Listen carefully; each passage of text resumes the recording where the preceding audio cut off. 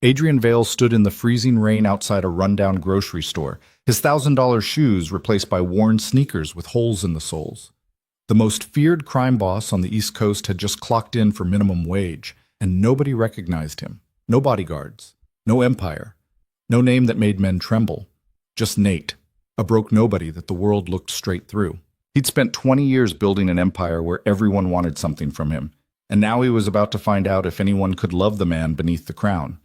The test had begun, and there was no going back. If you're hooked already, smash that like button and drop a comment with your city so I can see how far this story travels. Now let's dive in.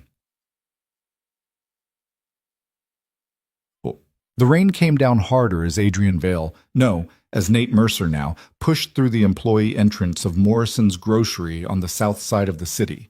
The fluorescent lights buzzed overhead, casting everything in a sickly yellow glow that made the cracked linoleum floors look even more depressing. He was 3 hours into his first shift, and his feet already ached in ways he'd forgotten were possible. "Mercer, aisle 7 needs restocking. Move it!" The voice belonged to Derek, the assistant manager, a balding man in his 40s who wore his tiny amount of authority like a general's uniform. In Adrian's real life, men like Derek wouldn't dare meet his eyes. They'd stammer and sweat and do whatever he asked before he even finished asking. But here, in this new skin, Derek felt perfectly comfortable barking orders and watching him scramble. Adrian grabbed the hand truck loaded with canned goods and wheeled it toward aisle 7, his shoulders protesting. He'd been trained to fight, to shoot, to negotiate million-dollar deals in 3 languages. Nobody had trained him to stock shelves for 8 hours straight, while a middle manager treated him like he was too stupid to breathe. "Careful with those," Derek called after him. "Last guy dropped a case and it came out of his paycheck." Adrian didn't respond. He'd learned that much already. The invisible didn't talk back.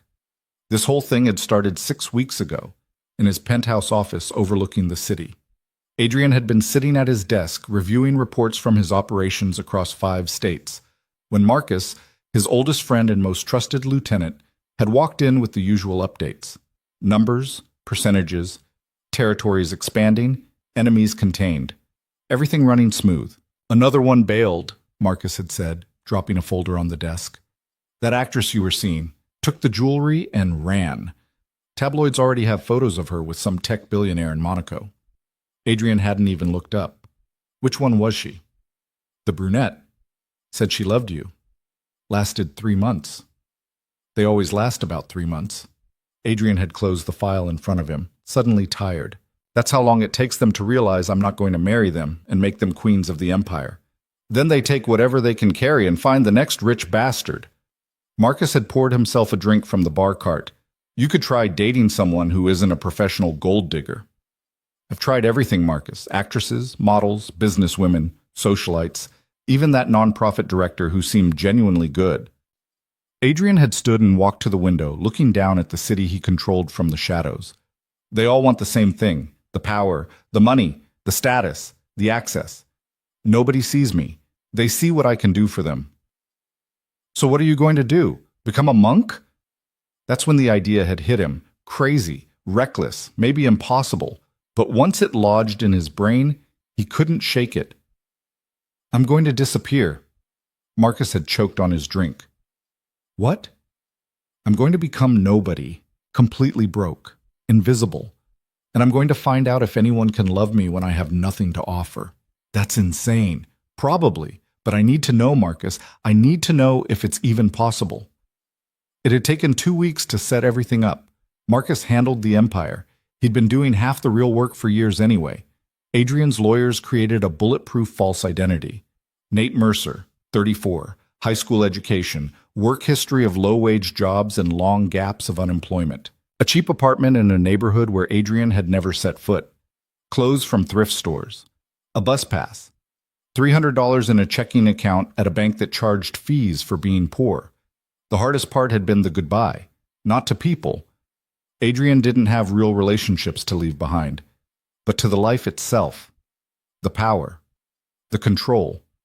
The certainty that he could fix or destroy almost anything with a phone call. 6 months, Marcus had said the night before Adrian disappeared. "That's my limit. If you're not back in 6 months, I'm coming to get you." Deal. "And Adrian, be careful. You're going into a world that doesn't give a damn if you live or die. No guards, no backup, no second chances. I know. That's the point. Now, 3 weeks into the experiment, Adrian understood what Marcus had meant. The world treated poor people like they were disposable, invisible. He'd applied to 30 jobs before Morrison's Grocery finally hired him. Most places hadn't even bothered to reject him. They just never called back. The apartment he'd rented had mold in the bathroom and a landlord who cashed checks but didn't fix anything. His neighbors looked through him like he wasn't there. "Yo, Mercer, you deaf! I said aisle 7! Adrian snapped back to the present and started shelving cans of soup, forcing his hands to move at the pace of someone who needed this job to eat.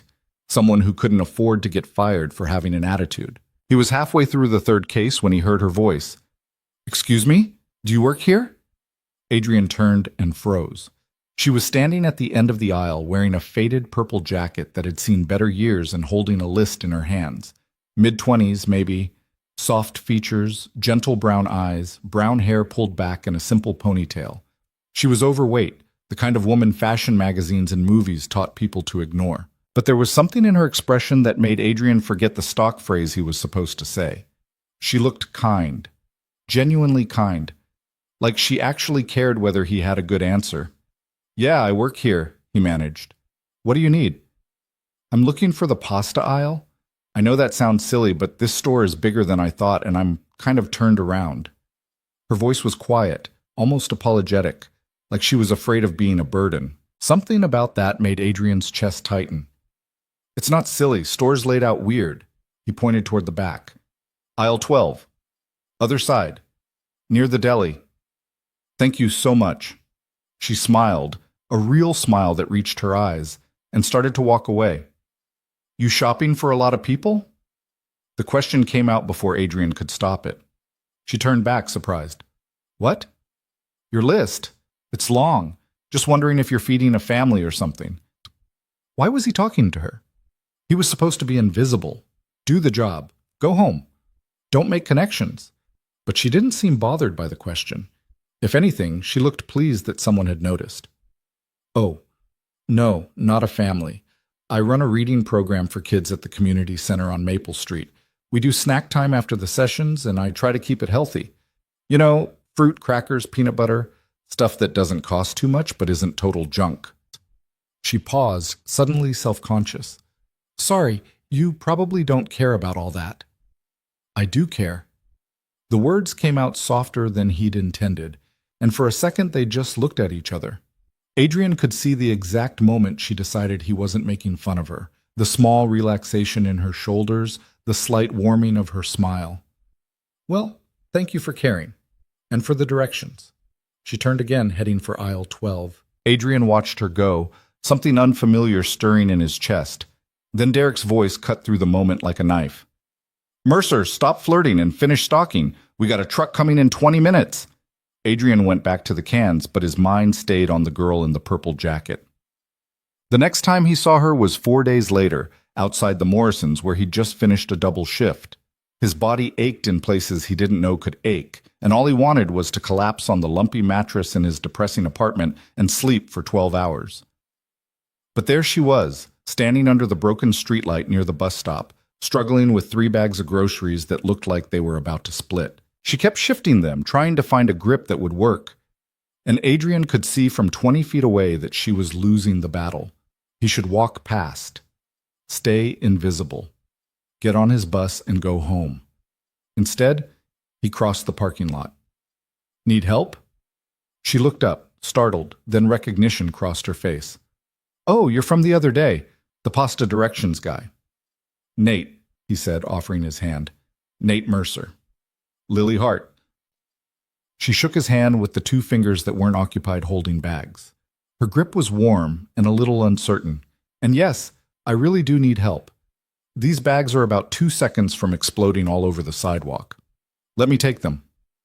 "You don't have to." "I know. Let me anyway." She studied him for a second, like she was trying to figure out if this was safe or if he had some angle.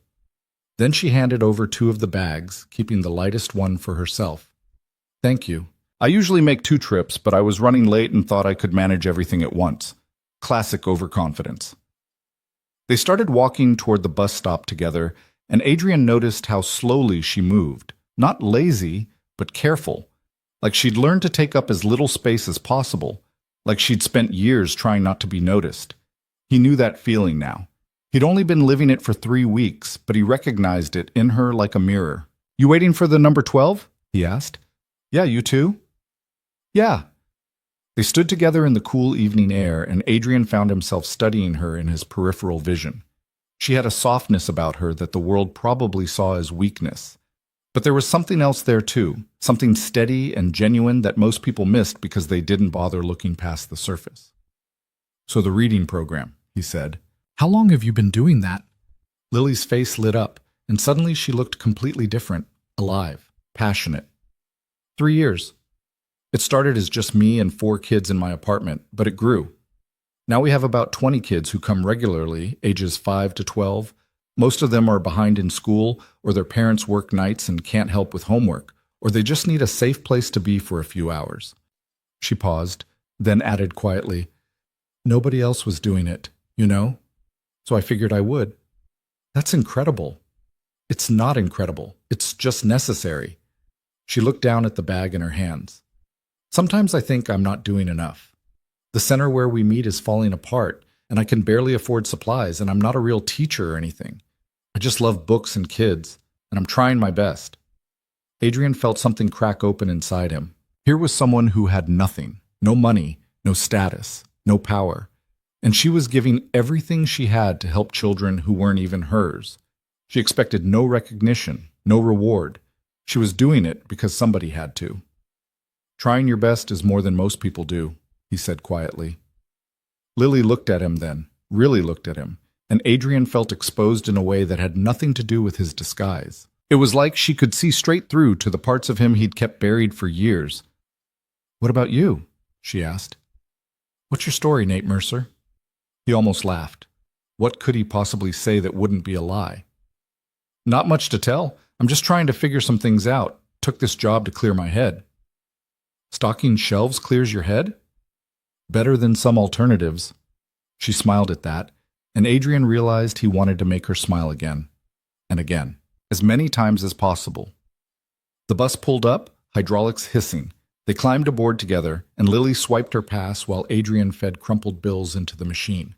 The only empty seats were in the back, side by side. They sat, and the bags rested between them like a barrier that wasn't really a barrier at all.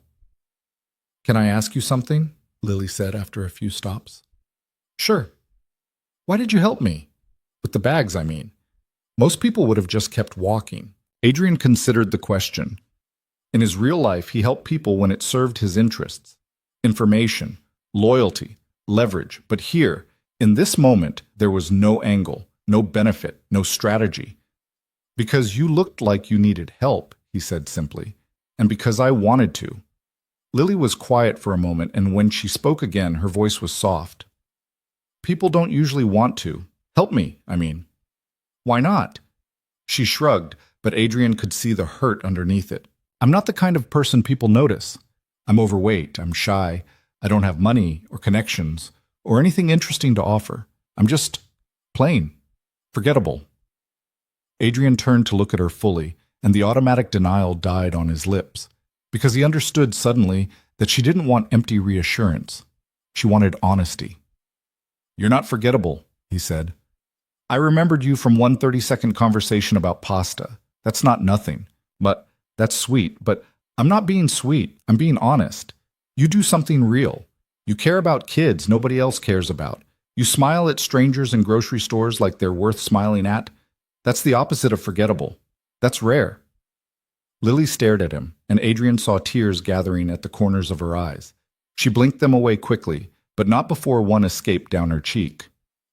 "Sorry," she whispered. "I'm not used to people saying things like that.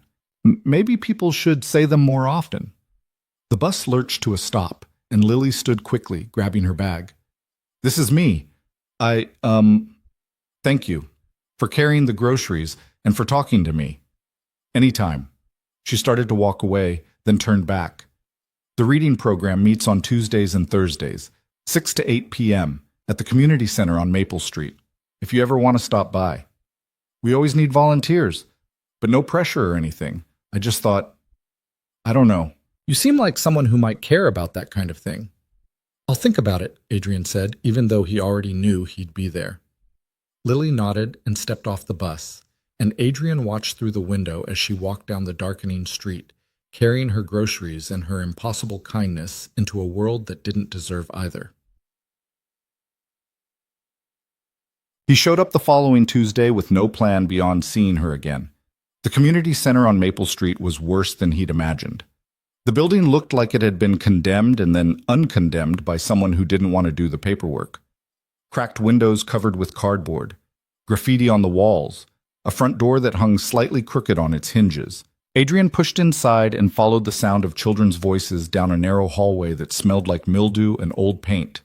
The room at the end was small and cramped, with mismatched furniture and fluorescent lights that flickered epileptically. But it was clean, and there were books everywhere, stacked on shelves, piled in corners, scattered across tables. And there was Lily, sitting cross-legged on the floor, surrounded by 7 kids of various ages, reading from a picture book with voices and gestures that made them giggle. She was completely absorbed, giving the story everything she had, and the children were riveted. Adrian stood in the doorway and just watched. She looked different here, less apologetic, more herself. Like this cramped, broken-down room was the one place in the world where she didn't have to make herself smaller. One of the kids noticed him and tugged on Lily's sleeve. She looked up, saw him, and her whole face brightened. "Nate, you came!" She stood, and suddenly all 7 kids were staring at him with the brutal honesty only children could manage. "Everyone, this is my friend Nate. Nate, this is everyone." A small girl with braids raised her hand. "Are you Lily's boyfriend?" "Maya." Lily's face went bright red. "That's not... We're just friends. He works at the grocery store where I shop." "Do you like reading?" asked a boy with glasses who looked about 10. "Yeah," Adrian said, stepping into the room. "I do." "What's your favorite book?" asked another girl, younger, missing her front teeth. Adrian's mind went blank. What the hell was his favorite book? In his real life, he read intelligence reports and financial statements. When was the last time he'd read something just because he wanted to? "The Count of Monte Cristo," he said finally, pulling up a memory from college. "What's it about?" the boy with glasses asked. "Revenge," Adrian said, then caught Lily's expression. "And forgiveness. Eventually." "Cool." Lily rescued him by clapping her hands together. "Okay, team, let's finish our story and then we'll do snack time. Nate, there's a chair in the corner if you want to sit." He sat and watched as she guided the kids through the rest of the picture book, then helped them sound out words in their own reading books. She was patient in a way that didn't feel forced. She never talked down to them. She listened when they spoke, really listened, like their thoughts and feelings mattered as much as any adults. During snack time, apple slices and crackers with peanut butter, the kids swarmed around him with questions. Where did he live? Did he have any pets? Could he do a handstand? Had he ever been to Disneyland? Adrian answered as honestly as he could without revealing anything real. Yes, he lived nearby. No pets. Couldn't do a handstand. Never been to Disneyland. That last one made them gasp in collective horror. "You've never been?" Maya demanded. "Never." "That's so sad," said the girl with missing teeth. "Everyone should go to Disneyland." "Maybe someday," Adrian said, and meant it. In his real life, he could buy Disneyland if he wanted to, but he'd never actually gone. Never stood in line for rides or eaten overpriced churros or watched fireworks with sticky-faced children. He'd been too busy building an empire. After snack time, the kids went back to their books, and Lily came to sit beside him on the floor, her back against the wall. "Thank you for coming," she said quietly. "It means a lot. To them. To me. I didn't do anything. You showed up, that's something." They sat in comfortable silence for a while, watching the kids read and occasionally argue over who got which book. Adrian felt something he hadn't felt in years, maybe ever. Peace. Simple, uncomplicated peace. "Can I ask you something?" Lily said. "Sure." "Why did you really come tonight? I mean, you barely know me. You have your own life. You could have just been polite on the bus and never thought about it again." Adrian considered his answer carefully. Because you invited me, and because I wanted to see if what you're doing is real. And it's real. Lily smiled, that same genuine smile from the grocery store, and Adrian felt his carefully constructed walls cracking wider. The thing is, she said, most people don't think what I do matters. They see poor kids in a bad neighborhood, and they figure it's somebody else's problem. Or they donate money to feel good but never actually show up. You showed up. So did you. This is different. This is my purpose. My whole life, I felt kind of invisible, you know? Like I don't quite fit anywhere. I'm too quiet, too big, too boring. But here, with these kids, I fit. I matter. They need me, and I need them right back. Adrian understood exactly what she meant. He'd spent 20 years being seen only for his power, and 3 weeks being invisible by design. But here, in this broken-down community center, with a woman who gave everything she had to children who had nothing, he felt like maybe he could be seen as something else entirely, something human. You're not boring, he said. Lily laughed softly. You don't have to keep saying nice things, Nate. I'm not saying them to be nice. I'm saying them because they're true. She looked at him then, and Adrian saw the exact moment she decided to believe him. It was subtle, a slight relaxation in her shoulders, a softening around her eyes. But it was there. Do you want to help me clean up? She asked. After the kids leave? Yeah, I'd like that. Over the following weeks, Adrian, Nate, became a regular at the Tuesday and Thursday sessions. He helped set up chairs, distributed snacks, listened to kids read stumbling stories about talking animals and space adventures. He learned their names, their quirks, their fears, their dreams, and he learned Lily. She worked a day job as a data entry clerk in a medical office, mind-numbing work that paid just enough to cover rent and groceries with almost nothing left over. She'd grown up in foster care after her mother died when she was 8, never knew her father, bounced between families who treated her like an obligation at best, a burden at worst. She'd aged out of the system at 18 with a high school diploma and no safety net. That's why I do this, she told him one night after the kids had gone home. They were sitting on the front steps of the community center, watching traffic crawl past. Because I know what it feels like to be invisible, to have nobody fighting for you. I can't fix everything for these kids, but I can give them a few hours a week where they matter. You're fighting for them, Adrian said.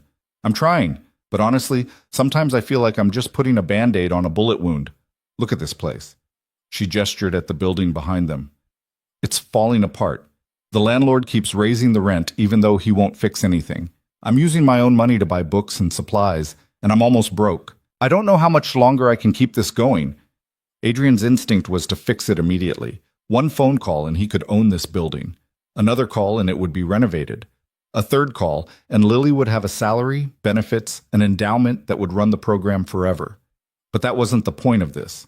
The point was to see if someone could care about him without the power. If he fixed her problems, he'd just be proving that he couldn't exist without being the savior. So instead he said, You'll figure it out. You've made it this far. Have I? Lily's voice was small. Sometimes I think I'm just pretending to be strong enough to handle all this. You're not pretending. You're doing it. That's different. She leaned her head on his shoulder, a gesture so natural and trusting it made Adrian's throat tight. This was the woman who said she was invisible, yet here she was, letting him see parts of herself she probably didn't show anyone else. Thank you, Nate, she whispered. For what? For being here. For caring.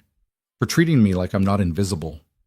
Adrian closed his eyes and let himself feel the weight of her head on his shoulder, the warmth of her presence beside him, the terrifying and wonderful possibility that maybe, for the first time in his life, someone was beginning to care about him for reasons that had nothing to do with what he could provide. You were never invisible, Lily, he said quietly. The world just wasn't paying attention. It was the 8th week of Adrian's experiment when everything started to shift. He was at Morrison's, stocking shelves during the afternoon lull when he overheard Derek talking to another employee near the break room. Yeah, corporate's sending some efficiency expert next week. Probably going to cut hours, maybe lay off the bottom performers. You know how it goes. Adrian's hand stilled on the cans he was shelving. In his real life, he'd been on both sides of those conversations. He'd made the cold calculations about who was expendable. He'd signed off on layoffs that destroyed families because the numbers said it was necessary. Now he was standing on the other side, and the numbers were about him. "Who do you think they'll cut?" the other employee asked. "The new guys, probably. Mercer's been decent, but he's only been here 2 months. Last in, first out." Adrian's jaw tightened. He didn't need this job. Not really. He had millions of dollars sitting in accounts under his real name. But that wasn't the point. The point was that, to the world, to Derek, to Morrison's corporate office, he was disposable. A line item. Expendable. He thought about Lily working her mind-numbing data entry job because it was the only thing standing between her and homelessness. He thought about the kids at the community center who depended on her showing up every week. He thought about all the people in this world who lived with a knife against their throats, one paycheck from disaster, invisible to everyone who had the power to help. "Mercer, you sleeping over there? Those shelves aren't going to stock themselves." Adrian turned and met Derek's eyes, and for half a second he let the mask slip. Let Derek see a flash of the man underneath, the man who could buy this entire grocery chain with a phone call and shut it down just to make a point. Derek actually took a step back, confusion crossing his face. Then Adrian locked it down, dropped his eyes, and went back to stocking shelves. But something had shifted inside him. He'd come here to find out if anyone could love him when he had nothing. He was starting to suspect the answer might be yes, but he was also realizing that the test itself was flawed. Because having nothing didn't just mean people might love you for the right reasons. It meant you were powerless to protect the people you cared about when they needed you most. The crisis came on a Thursday night. Adrian arrived at the community center for the reading session and immediately knew something was wrong. Lily was standing in the hallway outside their usual room, and she'd been crying. Her eyes were red and puffy, and she was holding a piece of paper that shook in her hands. "Lily, what happened?" She looked up at him, and the devastation in her expression made his chest constrict. "He's kicking us out, the landlord. He says the rent is going up $300 a month starting next week, and if we can't pay it, we're out." Her voice broke. "I can't afford that, Nate. I'm already using half my paycheck to keep this place. I don't have another $300. I don't have anywhere else to go." Adrian took the paper from her hands and read it. It was exactly what she'd said. A rent increase notice with language that was technically legal but obviously designed to force them out. "Who's your landlord?" "Richard Voss. He owns half the properties in this neighborhood. He's been trying to get us out for months because he wants to lease the space to some chain store for triple what I'm paying. But I kept making rent so he couldn't evict me. Now he's just pricing me out." Adrian knew the name.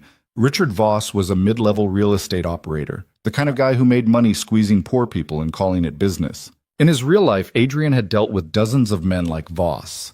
They were small-time predators who thrived on the powerlessness of their victims.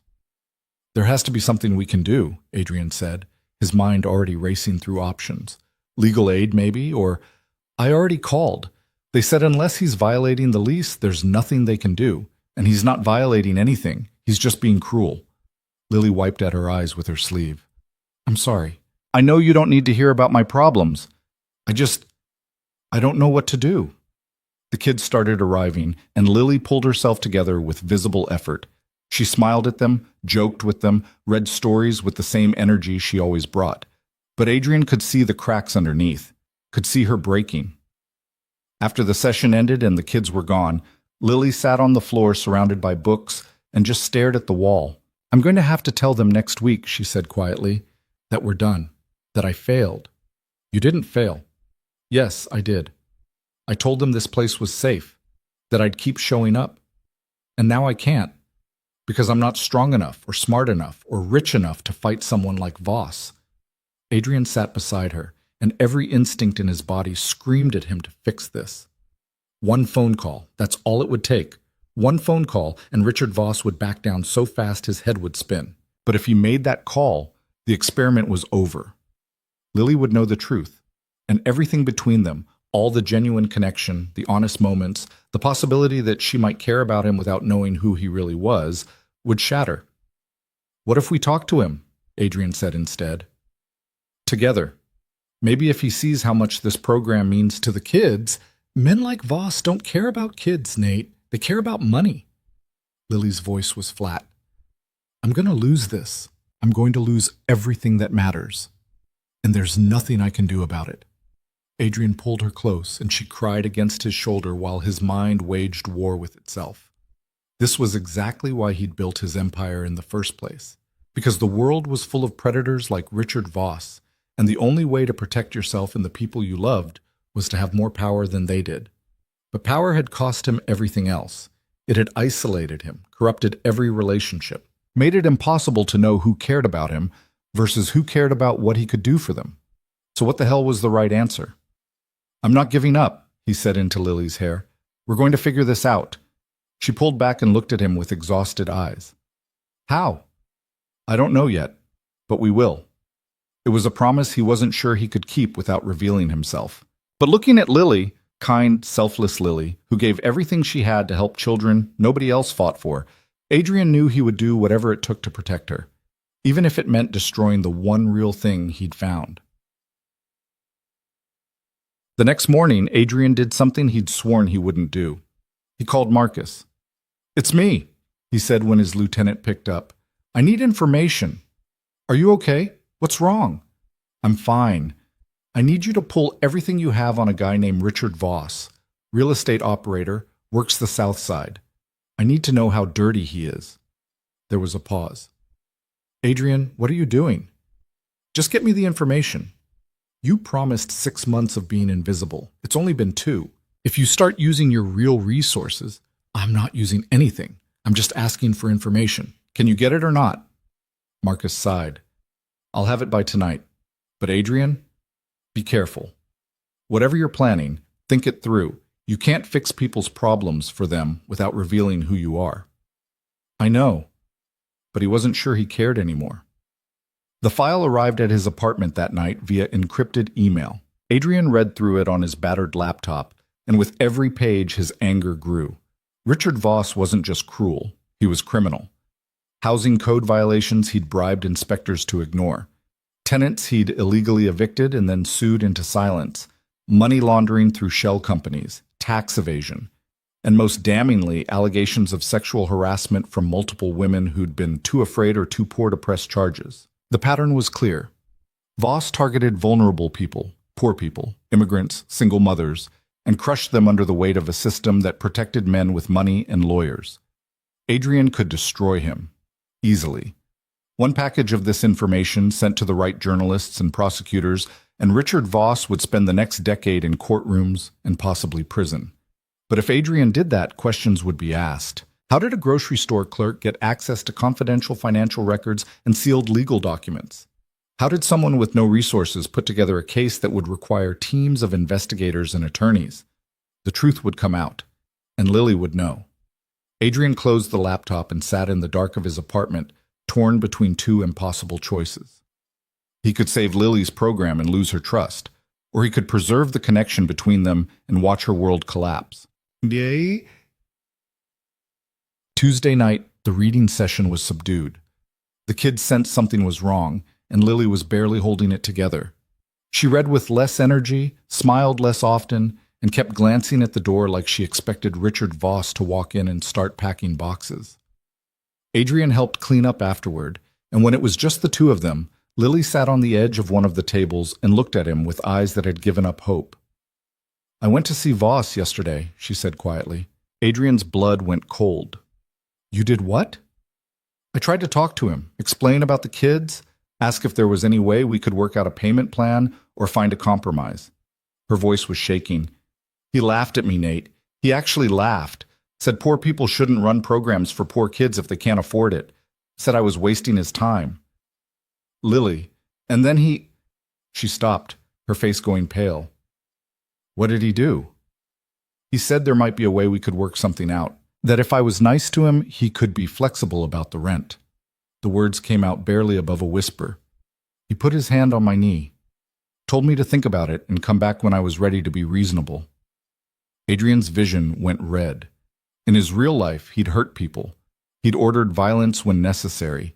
He'd made men disappear for crossing lines far less offensive than what Richard Voss had just done. And every protective, vicious instinct he'd built over 20 years was screaming at him to drag Voss into an alley and teach him what happened to men who touched women like that.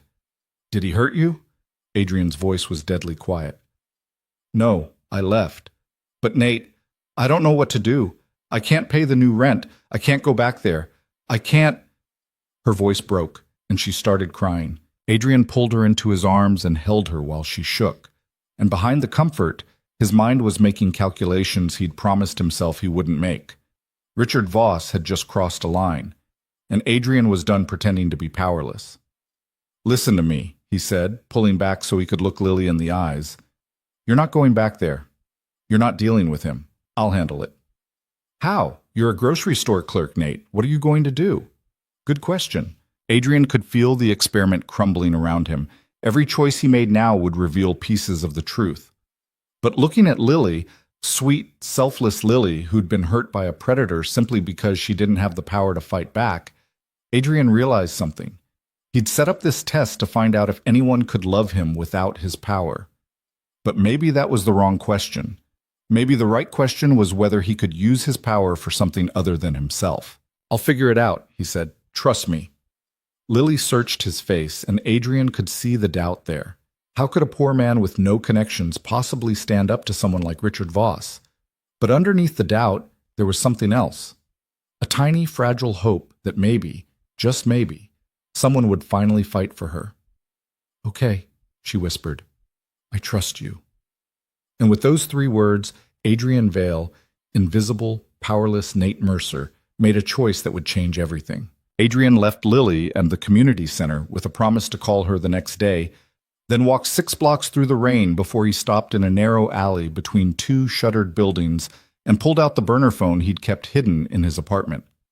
His hands were steady as he dialed, but his mind was racing through possibilities and consequences, each one darker than the last.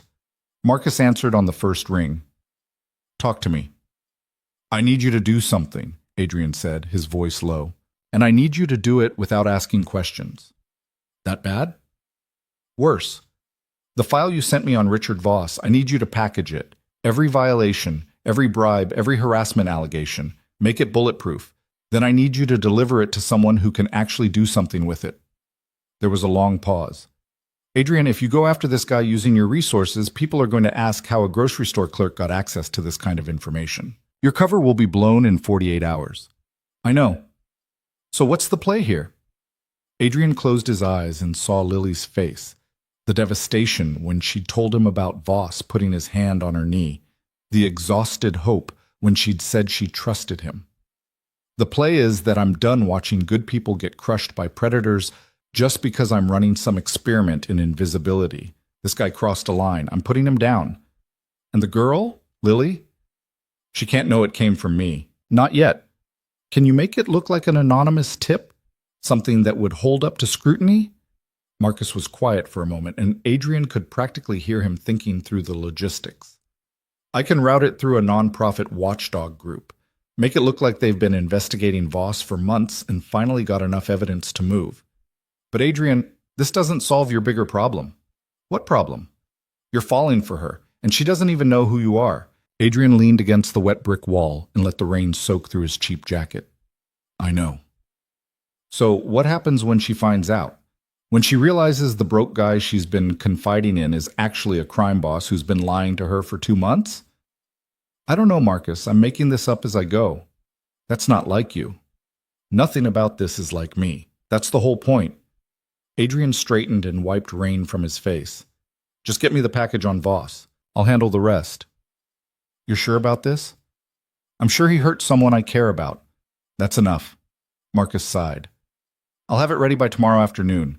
But Adrian, be careful. You're walking a very thin line here.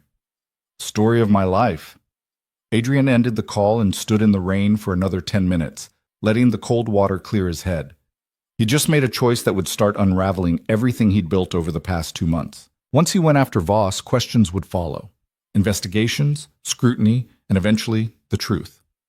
But when he thought about Lily sitting alone in that crumbling community center, trying to figure out how to tell 20 kids that she'd failed them, the choice didn't feel complicated at all. He'd spent 20 years building power to protect himself. Maybe it was time to use it to protect someone else. The next morning at Morrison's, Adrian was stocking the cereal aisle when Derek approached with a clipboard and an expression that meant bad news. Mercer, I need to talk to you. Adrian set down the box he was holding and waited.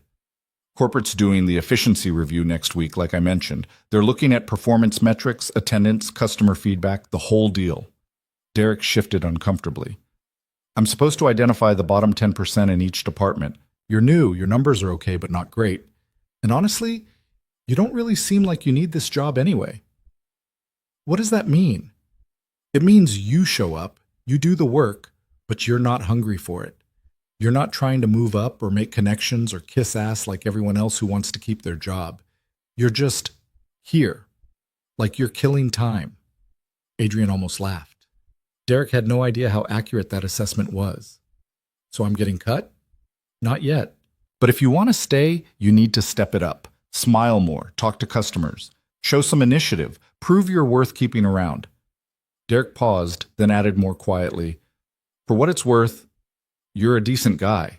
You don't cause problems, but decent doesn't pay the bills, you know? I know. Derek walked away and Adrian went back to shelving cereal while his mind worked through the implications. In his real life, he would have fired Derek just for the condescension in his voice. But here, in this skin, Derek was right. Adrian was just killing time, going through the motions. He didn't need this job, didn't care about it, and everyone could tell. Which meant that even in his experiment at being invisible, he was still failing at being genuinely poor. Because real poverty didn't give you the luxury of not caring. Real poverty meant every job was life or death. Every shift mattered. Every paycheck was the difference between eating and going hungry. He thought he was learning what it meant to have nothing, but he was still carrying the psychological safety net of knowing he could end this anytime he wanted. That wasn't the same thing at all. Excuse me, do you work here? Adrian turned to find an elderly woman with a cane squinting up at the top shelf. Yes, ma'am. What can I help you with? I need the whole grain oats, but they're too high up for me to reach.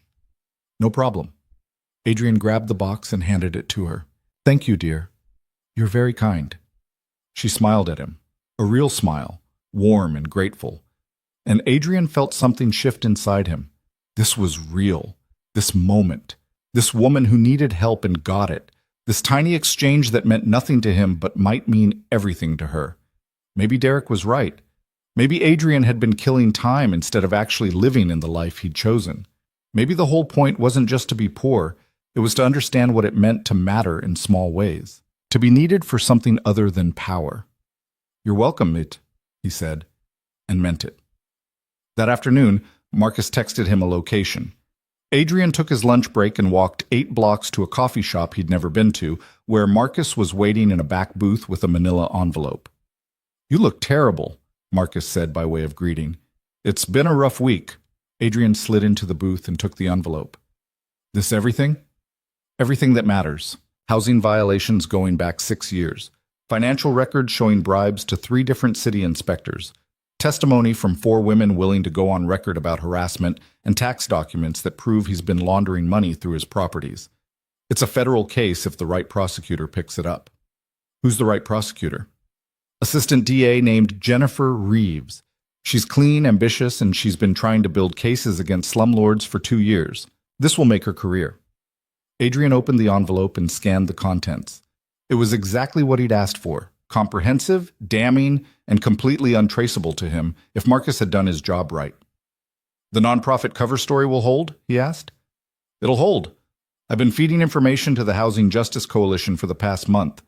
They think they've been investigating Voss independently. When this lands on Reeves' desk tomorrow, it'll look like the culmination of their work. And Lily's community center? The rent increase notice Voss sent her violates city rent control ordinances. Once Reeves starts digging, that'll be Exhibit A. The eviction will be blocked, and Voss will be too busy fighting criminal charges to bother her again. Adrian closed the envelope and looked at his oldest friend. Thank you. Don't thank me yet. This is going to blow back on you eventually. When Lily finds out what you did, she won't, not from this. Marcus shook his head. You're playing a dangerous game, Adrian. You're using your real power to solve her problems while pretending to be powerless. That's not sustainable. I know. So what's the end game here? You save her program, she's grateful, you keep lying about who you are until what? She falls in love with a fiction? The words hit harder than Adrian wanted to admit. I'm not trying to make her fall in love with me, aren't you? Because from where I'm sitting, you're doing everything a man does when he's falling for someone. You're showing up, you're protecting her, you're solving her problems. The only difference is you're doing it from behind a mask. It's not a mask. Nate is real. He's the part of me that exists without the Empire. Nate is a role you're playing, and when she finds out, she's going to feel betrayed. Not because you helped her, but because you lied about who you were while you did it. Marcus leaned forward. I'm telling you this as your friend. You need to tell her the truth before this gets any deeper. Adrian knew Marcus was right, but the thought of telling Lily the truth, of watching her face change from trust to shock to anger, made his chest tighten in ways he'd never experienced before. I will, he said finally. Just not yet. Let me get Voss handled first. Then I'll figure out the rest. Marcus didn't look convinced, but he nodded. Your call. But Adrian, when this blows up, and it will blow up, don't say I didn't warn you. They parted ways outside the coffee shop, and Adrian walked back to Morrison's with the envelope tucked inside his jacket. Tomorrow morning, this would land on Jennifer Reeves' desk. Within days, Richard Voss would be facing investigations that would consume his life, and Lily would be safe. But Marcus's words echoed in his head with every step. She's going to feel betrayed, not because you helped her, but because you lied about who you were while you did it. Adrian had built an empire on understanding people's motivations, reading their weaknesses, knowing exactly which levers to pull to get what he wanted. But with Lily, he was flying blind. He didn't know if she would forgive him for lying, didn't know if the connection they'd built was strong enough to survive the truth. All he knew was that for the first time in his life, the thought of losing someone actually terrified him. Thursday night's reading session felt different. Lily was still stressed, still worried about the rent increase, but there was a new determination in her eyes. She'd decided she wasn't going down without a fight. I've been calling around, she told Adrian while the kids were working on their books. Other community centers, churches, anywhere that might let us use space? Most places want money we don't have, but there's a church 2 miles from here that said they might be able to help. I'm meeting with their pastor next week. That's great, Adrian said, even though he knew it wouldn't matter. By next week, Voss would be too buried in legal problems to enforce the rent increase. I'm also thinking about starting a crowdfunding campaign. I hate asking for money, but if it means keeping this program going, I'll do it. These kids deserve better than losing their safe place because some landlord wants an extra $300 a month. She was fighting. Despite being terrified and exhausted and completely outmatched, she was fighting, and watching her refuse to give up made Adrian's heart ache with something he didn't have a name for. You're amazing, you know that? He said quietly. Lily laughed, but there was no humor in it. I'm desperate, there's a difference. You're both. And the amazing part is winning. She looked at him with those soft brown eyes that saw more than he wanted them to see. Why are you so nice to me, Nate? What do you mean? I mean, you show up here twice a week. You help with kids who aren't your responsibility. You listen to me complain about my problems. You say things that make me feel like I matter. She paused. I'm not used to that, and I keep waiting for the other shoe to drop. For you to want something from me or get bored and disappear or turn out to be a creep like every other guy who's ever been nice to me. Adrian's throat went tight. I'm not going to do any of those things. How do I know that? Because I'm telling you, and because I care about you, Lily. I care about what you're doing here. I care about those kids. And I care about you being okay. Why? It was such a simple question, but Adrian didn't have a simple answer. Because you're the first person in 20 years who's seen me as something other than power and money. Because you're kind in a world that punishes kindness. Because when I'm with you, I remember what it feels like to be human instead of a weapon. But he couldn't say any of that without revealing pieces of the truth he wasn't ready to share. Because you deserve to have someone care, he said instead, and because I want to be that person, if you'll let me. Lily's eyes filled with tears, and she wiped at them quickly. You're going to make me cry in front of the kids. Sorry. Don't be. These are good tears. She squeezed his hand.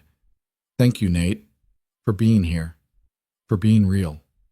The word real hit him like a punch to the gut, because he wasn't real. Not completely. He was a carefully constructed fiction designed to answer a question he'd been too arrogant to realize was flawed from the beginning. But the feelings were real. The care was real. The desperate need to protect her was real. And that would have to be enough. Later that night, after the kids had gone home and they were cleaning up, Lily's phone rang. She looked at the screen and her whole body tensed. It's him, Voss. Don't answer it. I have to. What if he's calling about the rent? What if... Lily, don't. But she'd already answered, her hand shaking as she lifted the phone to her ear. Hello? Adrian couldn't hear what Voss was saying, but he could see Lily's face going pale. Her free hand clenched into a fist. Her breathing quickened. No, she said, her voice barely above a whisper. No, I'm not going to do that.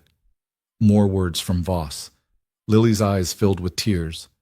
Please, I'll figure out the money. Just give me more time, please. Adrian reached for the phone, but Lily turned away, still listening to whatever poison Voss was pouring into her ear. I understand, she said finally, her voice breaking. I understand. She ended the call and just stood there, staring at the phone like it was a snake. What did he say? Adrian asked, though he already knew it was bad from the look on her face. He said the rent increase is final. I have until the end of the month to pay or get out. And he said... She stopped, her whole body shaking. He said if I came to see him alone, we could work something out privately. He was very specific about what that meant. Adrian's hands curled into fists. Every instinct he'd honed over 20 years of dealing with predators and enemies was screaming at him to find Richard Voss right now and break every bone in his body. To make him understand what happened to men who threatened women like that. But he couldn't do that. Not as Nate. Nate was powerless. Nate had no resources. Nate couldn't protect anyone. Except that wasn't true anymore. Because tomorrow morning, Jennifer Reeves would get the package that would destroy Richard Voss. And Lily would be safe. Hey, Adrian said softly, pulling her into his arms. Listen to me. He's not going to touch you. He's not going to take this place. I promise you, this is going to work out. How can you promise that? You don't have any more power than I do. The words cut deep because they were supposed to be true. In this experiment, Adrian was supposed to be as powerless as everyone else struggling at the bottom. But he wasn't. He'd never been. And now his lie was protecting her, which made it both necessary and unbearable at the same time. Just trust me, he said.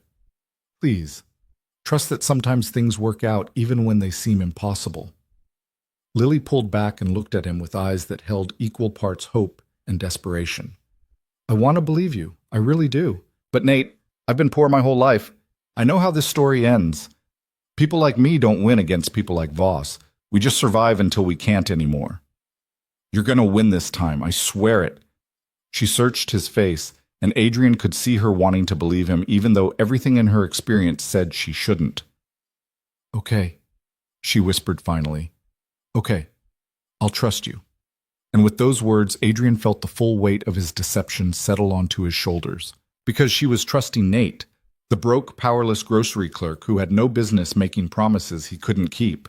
She had no idea she was trusting Adrian Vale, who could move mountains with a phone call, but had been lying to her about who he was since the moment they met. He walked her to her bus stop that night, and when she got on, she turned back and gave him a small, exhausted wave. Adrian watched the bus disappear into the night and made himself a promise. He would save her program. He would destroy Richard Voss. And then, when the dust settled, he would tell her the truth. All of it. And whatever happened after that, he would accept. But first, Voss had to fall. The package reached Jennifer Reeves's desk at 9:30 Friday morning. Adrian knew because Marcus texted him a simple confirmation. Delivered. By noon, 3 reporters had called Richard Voss asking for comment on allegations of housing violations and harassment. By 2 p.m., a team of city inspectors showed up at 4 of his properties. By 4 p.m., the Housing Justice Coalition issued a press release calling for a full investigation into his business practices.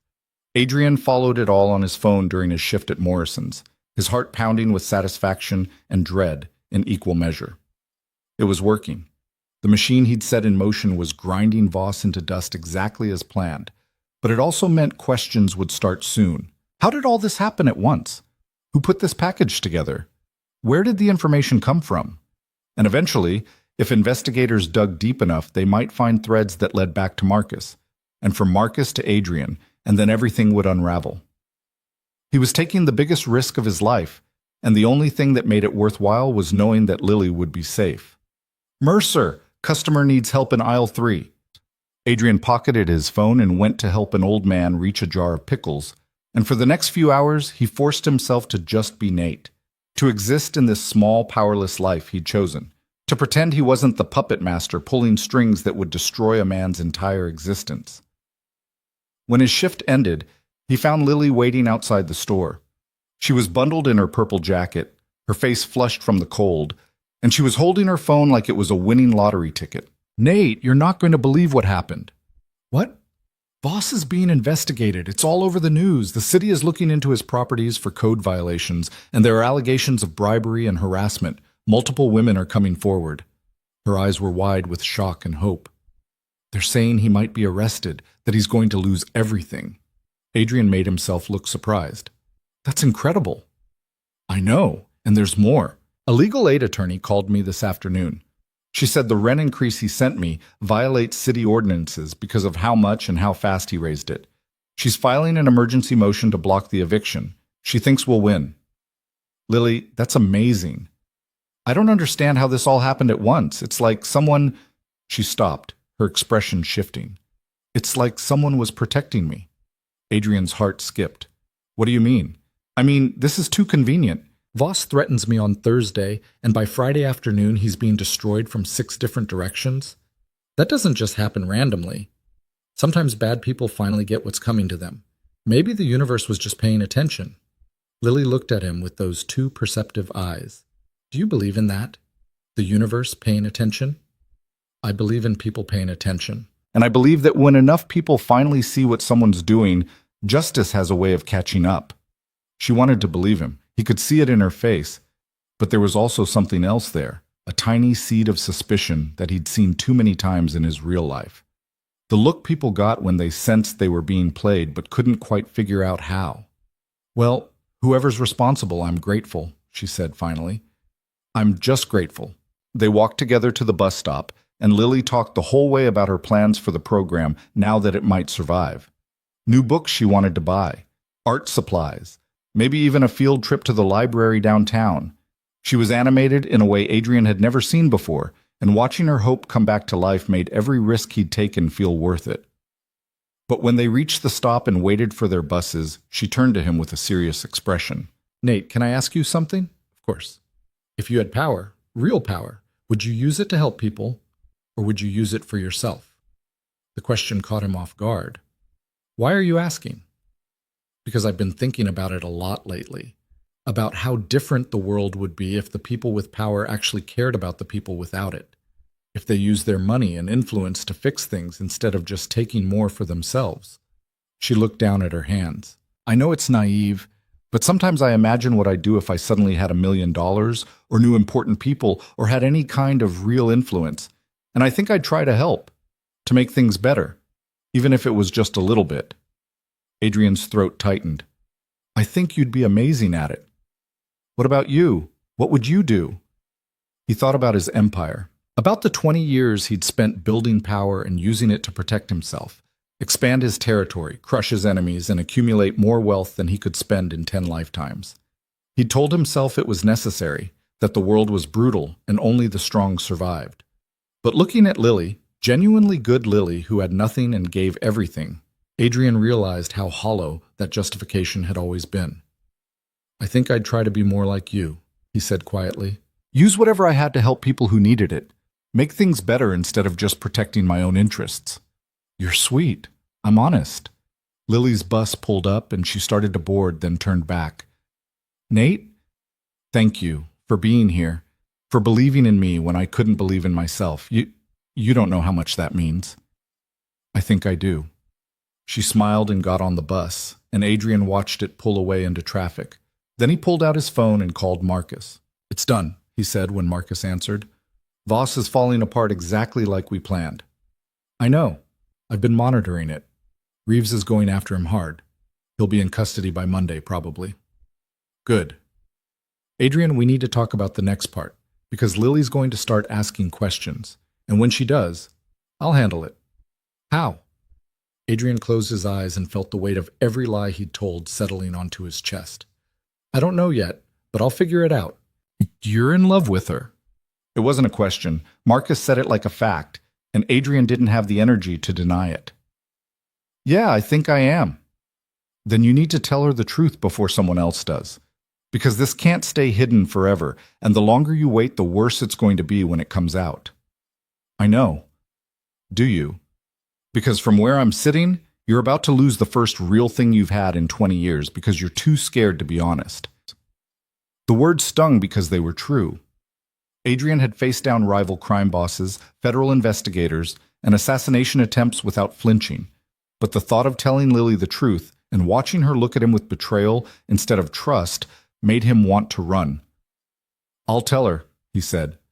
Soon. I just need to make sure she's completely safe first. Adrian, I'll tell her, Marcus, I promise. But as he hung up and started walking home through the darkening streets, Adrian wasn't sure he could keep that promise. Because telling Lily the truth meant risking everything. And he'd just discovered that some things were more terrifying than any enemy he'd ever faced, like the possibility that the one person who'd seen him as human might never look at him the same way again. Monday morning brought rain and headlines. Adrian was restocking the bread aisle when he saw it on his phone. Richard Voss arrested on multiple charges including bribery, tax evasion, and criminal harassment. The photograph showed him being led out of his office building in handcuffs, his face twisted with rage and disbelief. 3 of his properties had been condemned overnight.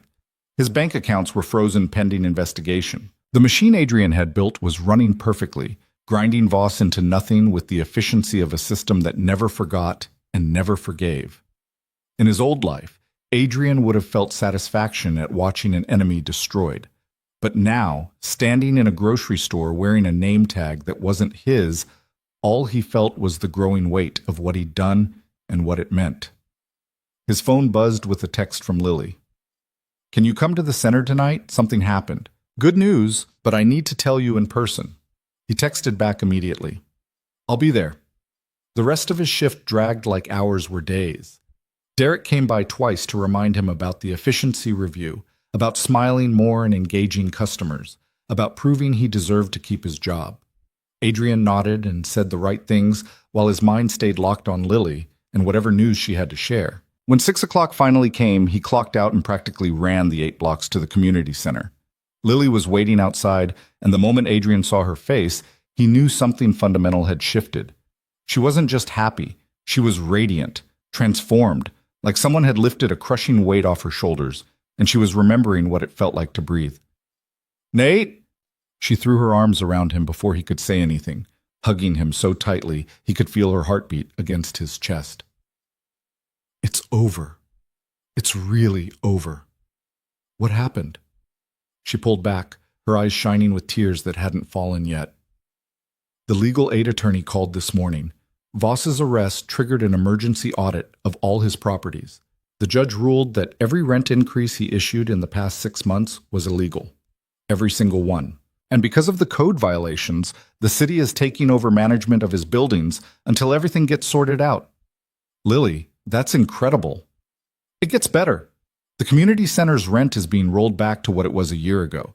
And the new management company said they're going to do actual repairs, real repairs. They're fixing the roof, the electrical, everything. She was laughing and crying at the same time. We're not just surviving, Nate. We're actually going to be okay.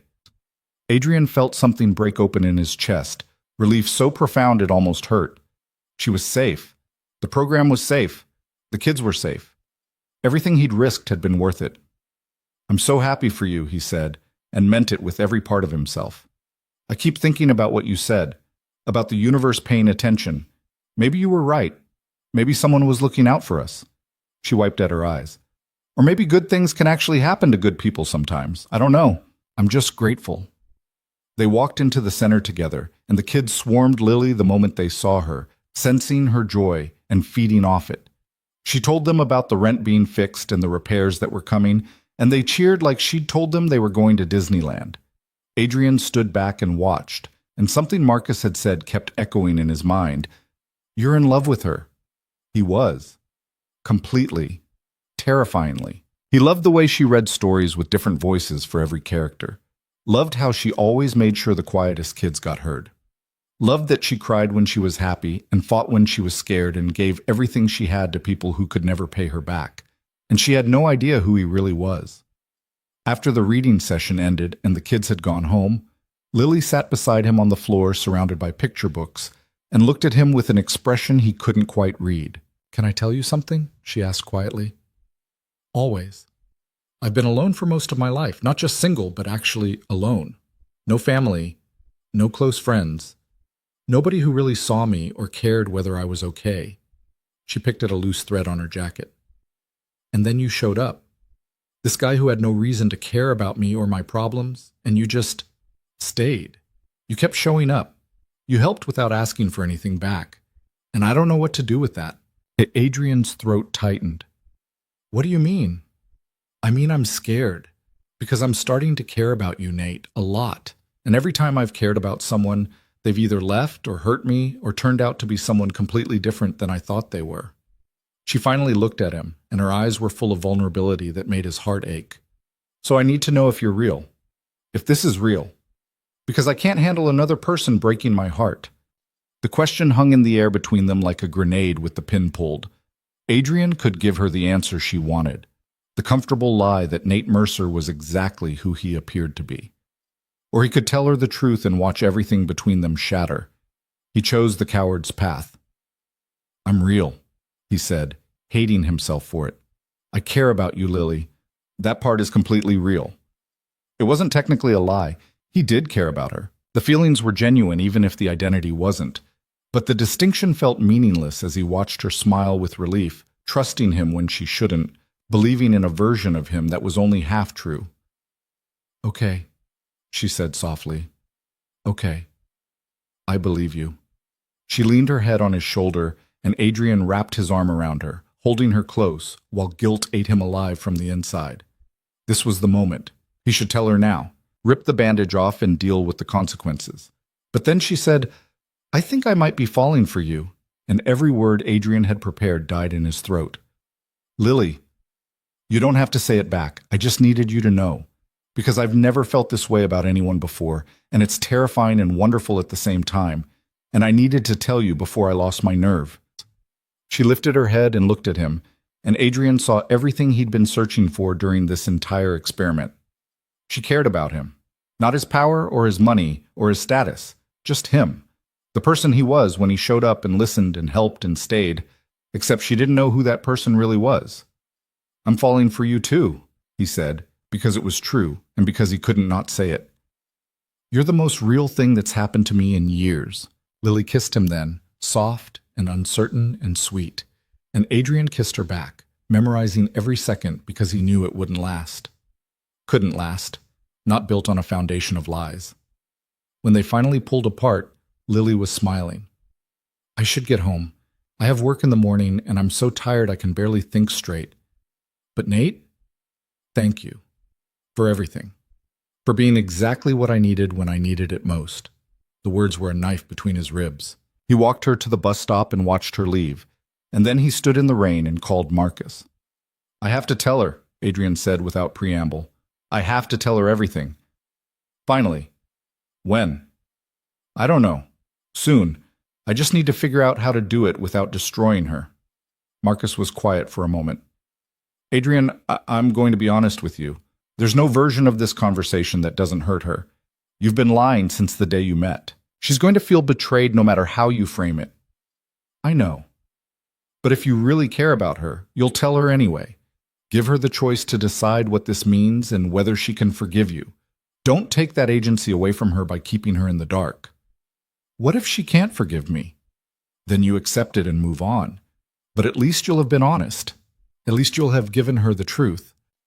Adrian ended the call and walked home through streets that felt emptier than they had in weeks. His apartment, the shabby, cramped space he'd been living in for 2 months, felt like a prison cell tonight. He sat on the edge of his sagging mattress and stared at the water-stained ceiling and tried to figure out how to confess that everything she knew about him was a carefully constructed lie. But before he could plan anything, his phone rang with a number he didn't recognize. "Hello?" Is this Nate Mercer? A woman's voice, professional and sharp. Yes. Who's this? My name is Jennifer Reeves.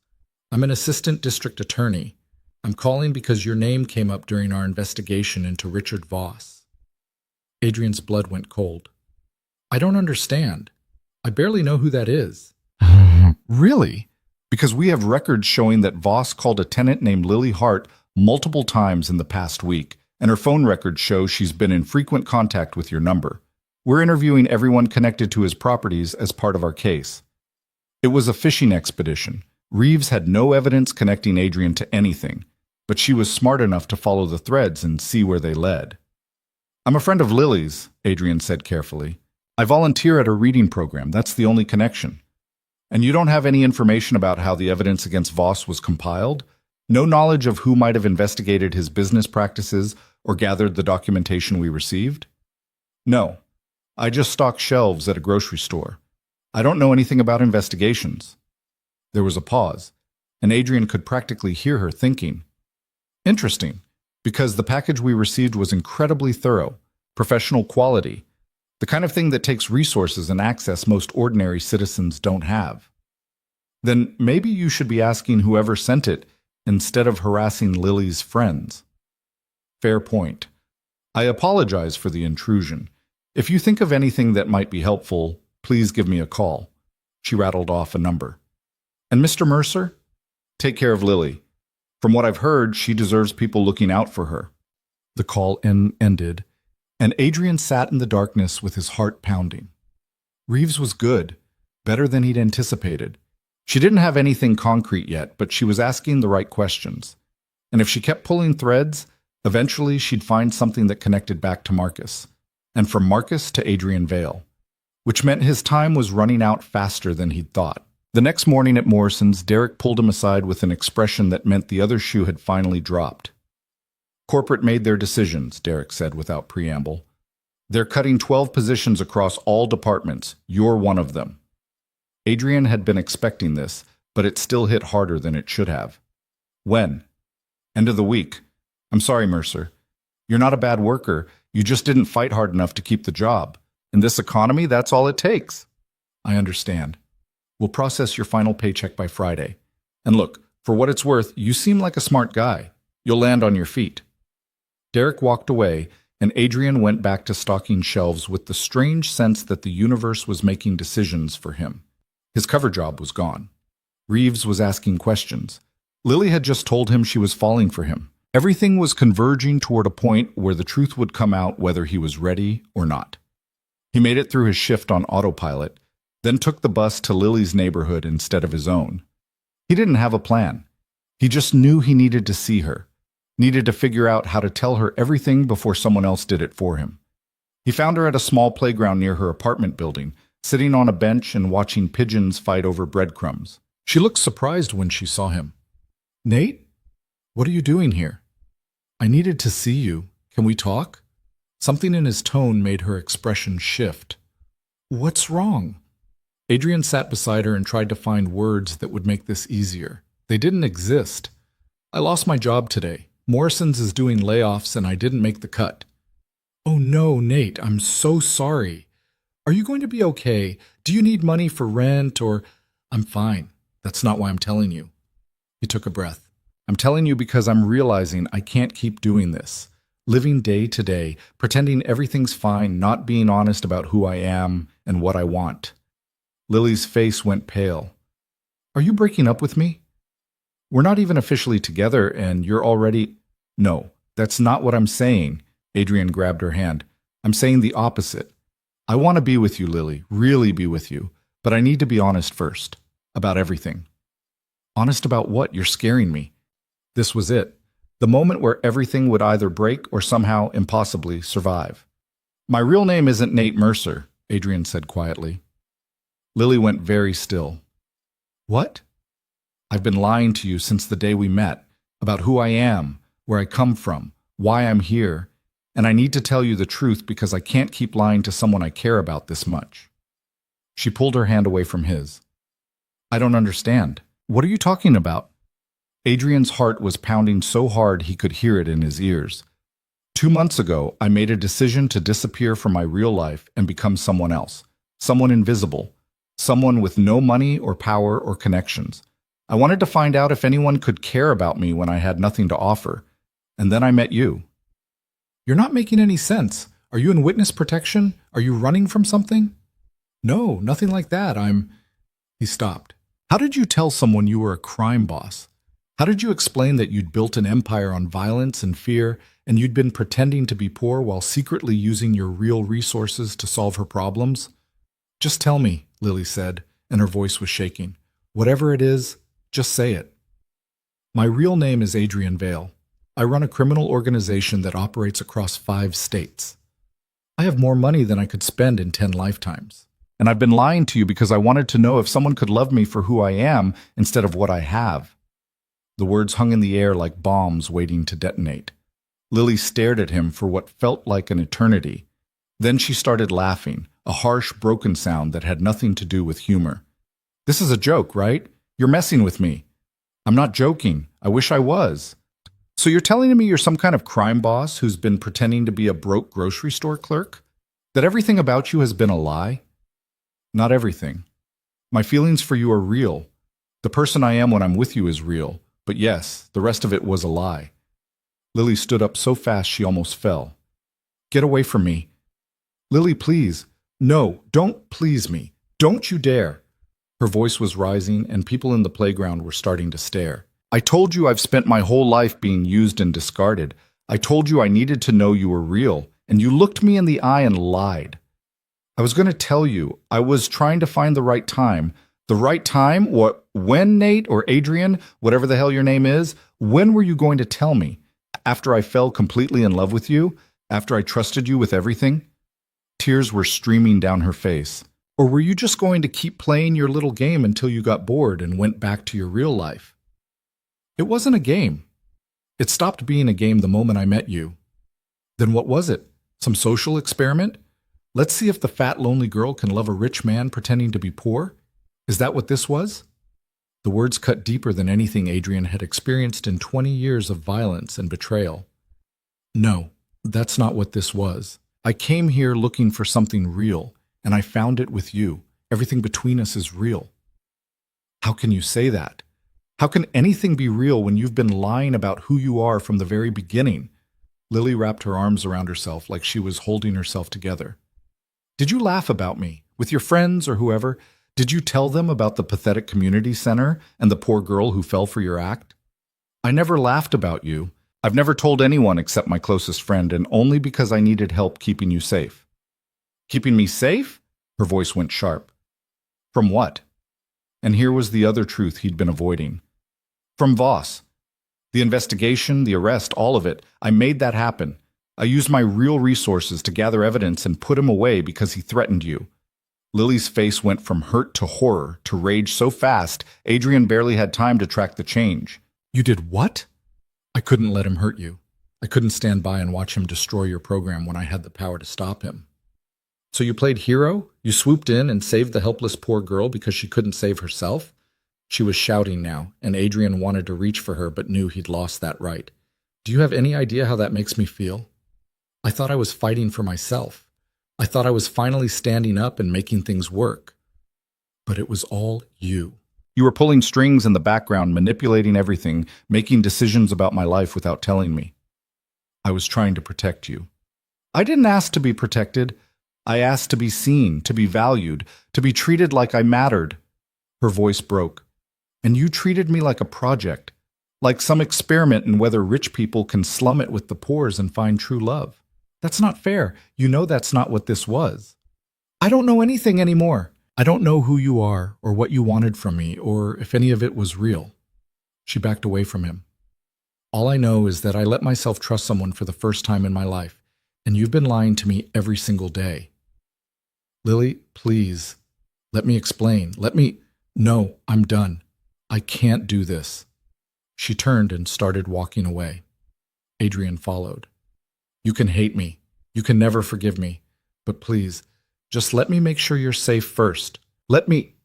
She spun around, and the look in her eyes stopped him cold. Safe from what? From you? Because right now, you're the person who hurt me most. Not Voss. Not anyone from my past. You. I never meant to hurt you. But you did.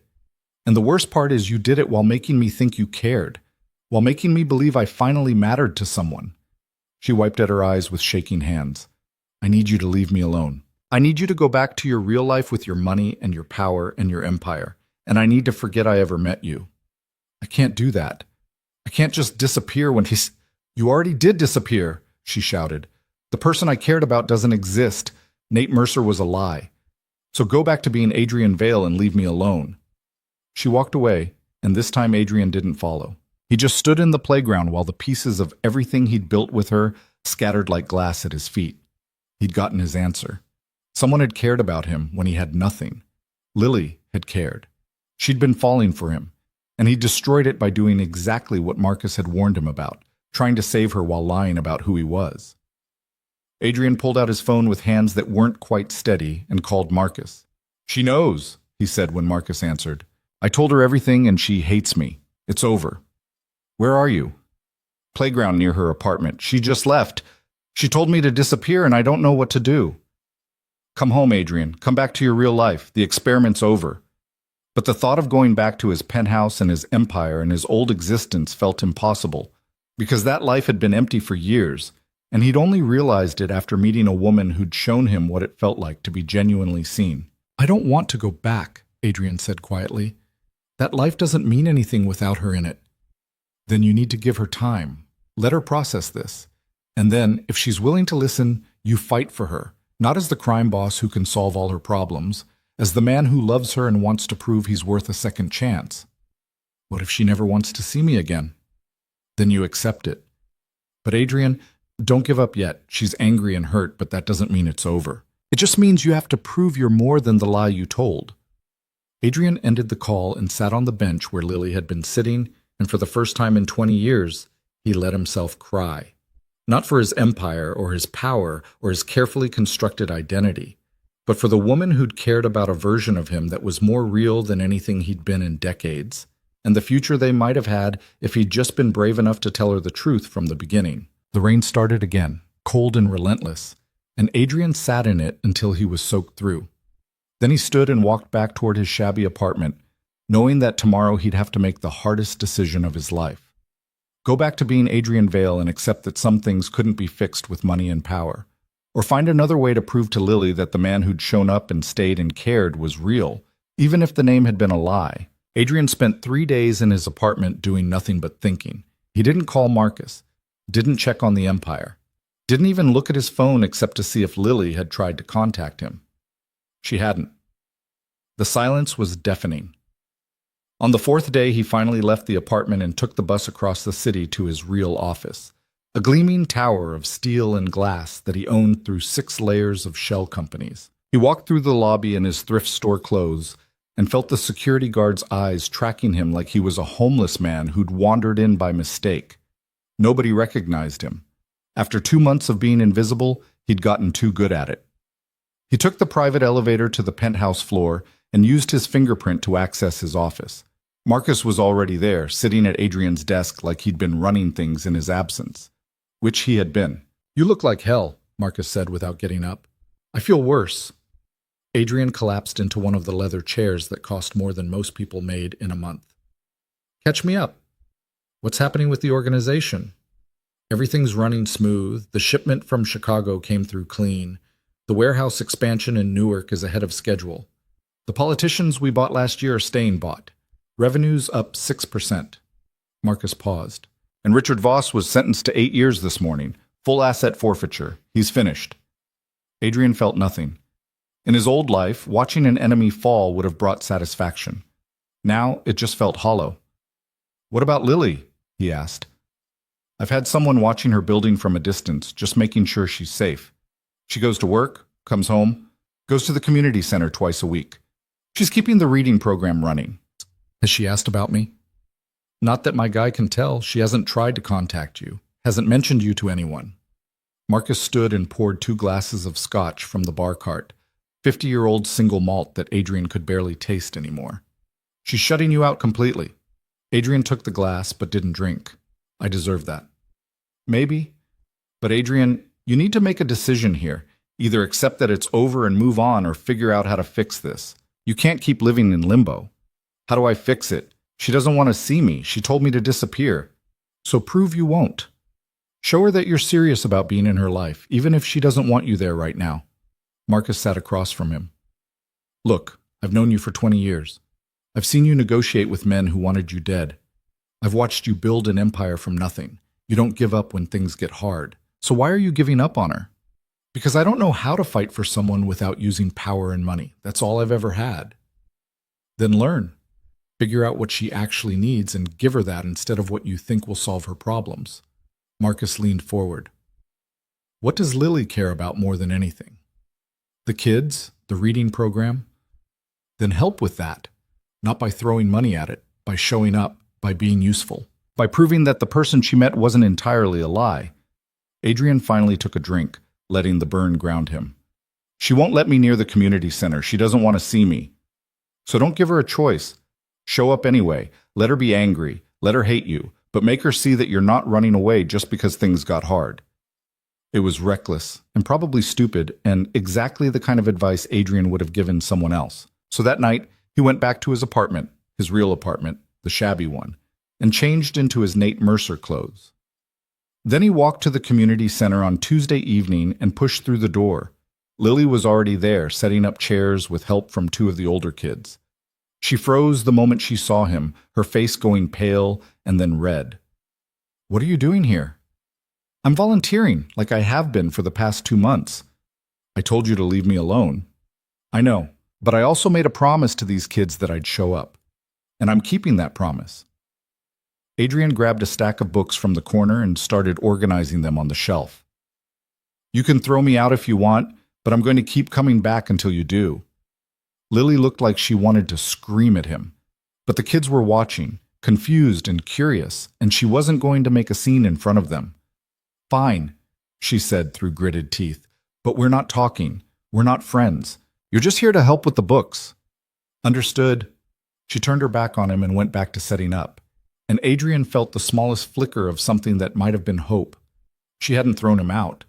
That was something. The reading session was torture. Lily ignored him completely, directing all her attention to the kids and treating him like furniture. But Adrian showed up anyway, helped the kids sound out difficult words, distributed snacks, and cleaned up afterward. When the last child left, Lily finally looked at him. Why are you doing this? Because I care about this program. And because I care about you. You don't get to care about me anymore. You lost that right when you lied. I know, but I'm not going anywhere, Lily. You can be angry. You can hate me, but I'm going to keep showing up because that's what you do for people you love. You show up even when it's hard. Her eyes filled with tears, but her voice stayed cold.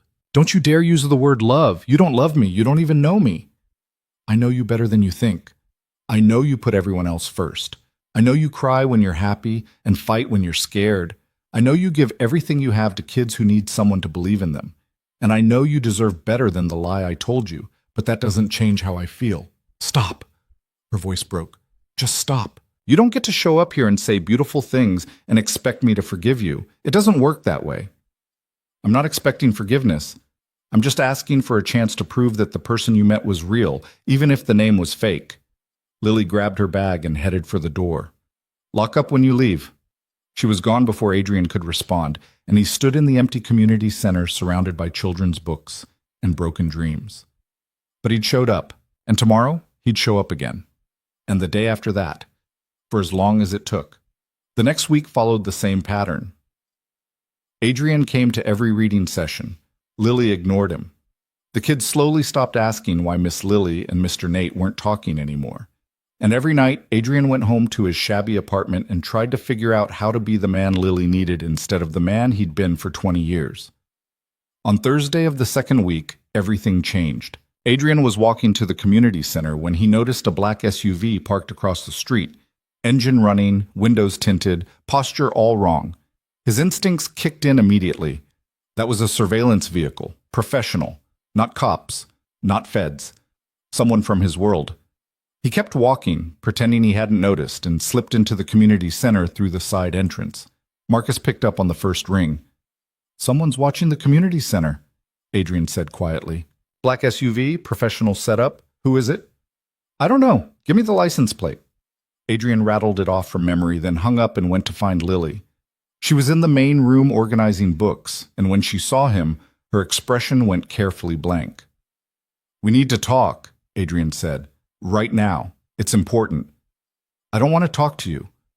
Lily, there's a surveillance vehicle outside. Someone's watching this building, and I need to know if you've noticed anyone following you or asking questions about me. Her face went pale. What? Why would anyone be watching me? Because of who I am. Because my world is dangerous, and now you're connected to me whether we're together or not. Adrian moved to the window and looked out carefully. The SUV was still there. Have you noticed anything strange in the past week? Anyone paying too much attention to you? No, I don't think so. I haven't. She stopped. Wait. There was a guy at my office 2 days ago. He said he was from the medical billing company we work with, but something felt off about him. He asked a lot of questions about me personally, where I lived, what I did outside of work. What did you tell him? Nothing. I thought he was just being creepy, so I reported him to my supervisor. He left, and I didn't think about it again. Adrian's jaw tightened. Someone was digging into Lily's life, which meant someone knew about the connection between them, which meant she was in danger. His phone buzzed with a text from Marcus. License plate registered to a shell company owned by the Volkov organization. They're fishing. Get her out of there. Adrian's blood went cold. The Volkovs were a Russian crime syndicate he'd had minimal contact with over the years, a rival organization that operated in overlapping territory. If they were investigating Lily, it meant they'd somehow connected her to Adrian and were trying to figure out if she was a weakness they could exploit. We need to leave, Adrian said. Right now. What are you talking about? The kids are going to start arriving in 20 minutes. Cancel the session. Call their parents. Do whatever you need to do, but we're not staying here. Adrian was already pulling out his phone. There are people outside who are dangerous, and they're watching you because of me. I need to get you somewhere safe. Lily stared at him like he'd lost his mind. This is insane. You're being paranoid. I'm being careful, and you need to trust me on this, Lily, please. Trust you? You want me to trust you after everything? Her voice was rising. You lied to me for months, and now you show up talking about dangerous people and surveillance, and I'm supposed to just believe you? Yes. Because whether you hate me or not, I will do anything to keep you safe, and right now staying here puts you in danger. Lily opened her mouth to argue, but then the window behind her exploded inward. Adrian moved on pure instinct, tackling Lily to the ground and covering her body with his as glass rained down around them. Someone was shooting, not at them directly, but into the building. A warning shot, a message. Stay down, Adrian growled, pulling Lily behind a bookshelf. He could hear a car screeching away outside, and when he risked a look through the shattered window, the black SUV was gone. Lily was shaking underneath him, her eyes wide with terror. What just happened? Who's shooting at us? People from my world who think you matter to me, which means they'll use you to get to me if I don't get you somewhere safe. Adrian pulled out his phone and called Marcus. Someone just shot out the window at the community center. Lily's with me. I need extraction, and I need to know who ordered this. I'm sending a car. 2 minutes. And Adrian? The Volkovs just declared war. This wasn't a warning. It was the opening move. Adrian hung up and looked at Lily. She was still on the floor, breathing hard, her hands clenched into fists. This is because of you. Those people shot at me because of you. I know. I'm sorry. I never wanted this to touch you. But it did. It did touch me. And now what? I'm supposed to just go with you? Trust that you'll protect me when you're the reason I'm in danger in the first place? You don't have to trust me. But you do have to come with me right now, because if you stay here, they'll come back. And next time they won't miss. Lily's eyes filled with tears, but she nodded. Okay, but after this, after you get me somewhere safe, I never want to see you again. Do you understand? I understand. A black sedan pulled up outside, one of Adrian's cars driven by one of Marcus's most trusted people. Adrian helped Lily to her feet and guided her through the back exit, keeping his body between her and any potential threats. They got into the car, and the driver pulled away smoothly, taking a route designed to lose any tails. Lily sat as far from Adrian as possible, her arms wrapped around herself. Where are we going? Somewhere the Volkovs can't reach you. A safe house I keep for emergencies. How long do I have to stay there? Until I handle this. Until I make sure they know you're not a target. And how do you do that? Adrian met her eyes, and for the first time since telling her the truth, he let her see exactly who he really was. Not Nate, the grocery clerk, not the man pretending to be powerless, but Adrian Vale, the crime boss who'd built an empire on calculated violence and strategic fear. I'm going to have a conversation with the Volkovs, and when I'm done, they'll understand that touching you was the biggest mistake they ever made. Lily looked away, but not before Adrian saw the fear in her eyes. Not fear of the Volkovs. Fear of him. Of the man he really was when the mask came off. The safe house was a luxury penthouse in a building Adrian owned, secure, comfortable, and completely untraceable. He showed Lily inside, and she stood in the middle of the marble foyer like she'd landed on another planet. This is where you really live, she said quietly. Not the apartment with the broken radiator and the stained carpet. This. I have several properties. This is one of them. How many? Does it matter? Yes, because I'm trying to understand how big the lie was. How much of what you showed me was real, and how much was just you playing pretend. She turned to face him. So, how many properties do you own, Adrian? He'd never heard her say his real name before. It sounded wrong in her voice. 12 in this city alone. Another 30 across 4 states. Lily laughed, that same broken sound from the playground. 42 properties. And you let me think you were worried about making rent on a grocery store salary. I was trying to understand what it felt like to have nothing. Well, congratulations. You figured it out. It feels like this. Terrified and powerless and completely dependent on someone you can't trust. She walked to the window and looked out at the city lights. How long do I have to stay here? A few days, maybe a week, until I resolve things with the Volkovs. And what does resolve mean in your world? Are you going to kill people? The question hung in the air between them, and Adrian realized this was the moment. He could lie and tell her what she wanted to hear, or he could be honest and let her see the full truth of who he was. If I have to, yes, I'll do whatever's necessary to keep you safe. Lily closed her eyes. I don't know who you are. Yes, you do. You know exactly who I am. You just don't want to accept it. The Nate I knew would never talk about killing people like it was a business decision. Nate was me, Lily. The parts that showed up for you, that listened to kids read, that cared about your program, that was all me. It just wasn't the whole truth. How can I believe anything you say when you've been lying since the beginning? Adrian crossed the room and stood behind her, not touching, but close enough that she could feel his presence. Because I'm not lying anymore. I'm showing you everything. The money, the power, the violence, the decisions I've made to get here. And I'm telling you that despite all of it, the person you met at that grocery store was the most honest version of myself I've been in 20 years. Lily turned to face him, and Adrian saw the war happening behind her eyes. She wanted to believe him, but she'd been hurt too many times to trust easily. I need to be alone, she said. Please. Adrian showed her to one of the guest bedrooms, then went to his office and called Marcus. She's secure. Now tell me everything about the Volkovs. Marcus filled him in quickly. The Volkov organization had been expanding aggressively into territories that bordered Adrian's operations. They'd been testing boundaries for months, and apparently they'd decided to test whether Adrian had any weaknesses they could exploit. Someone had connected Lily to him, probably through the investigation into Voss or through someone who'd seen them together. And now they were sending a message.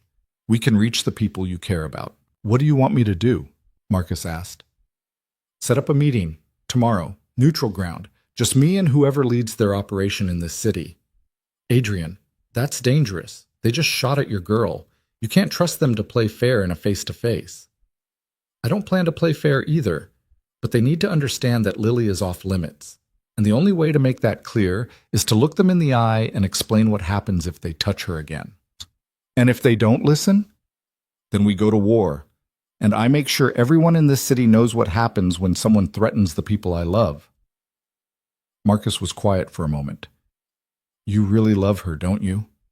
More than I've ever loved anything, which is why I'll burn this entire city down before I let someone hurt her. The meeting was set for the following evening at a restaurant Adrian owned. Technically neutral ground since he wasn't using it to gain advantage, but still his territory. He spent the day making arrangements, positioning resources, and preparing for every possible outcome. Then he went to check on Lily. She was sitting on the balcony, wrapped in a blanket, staring out at the city. She didn't turn when he approached.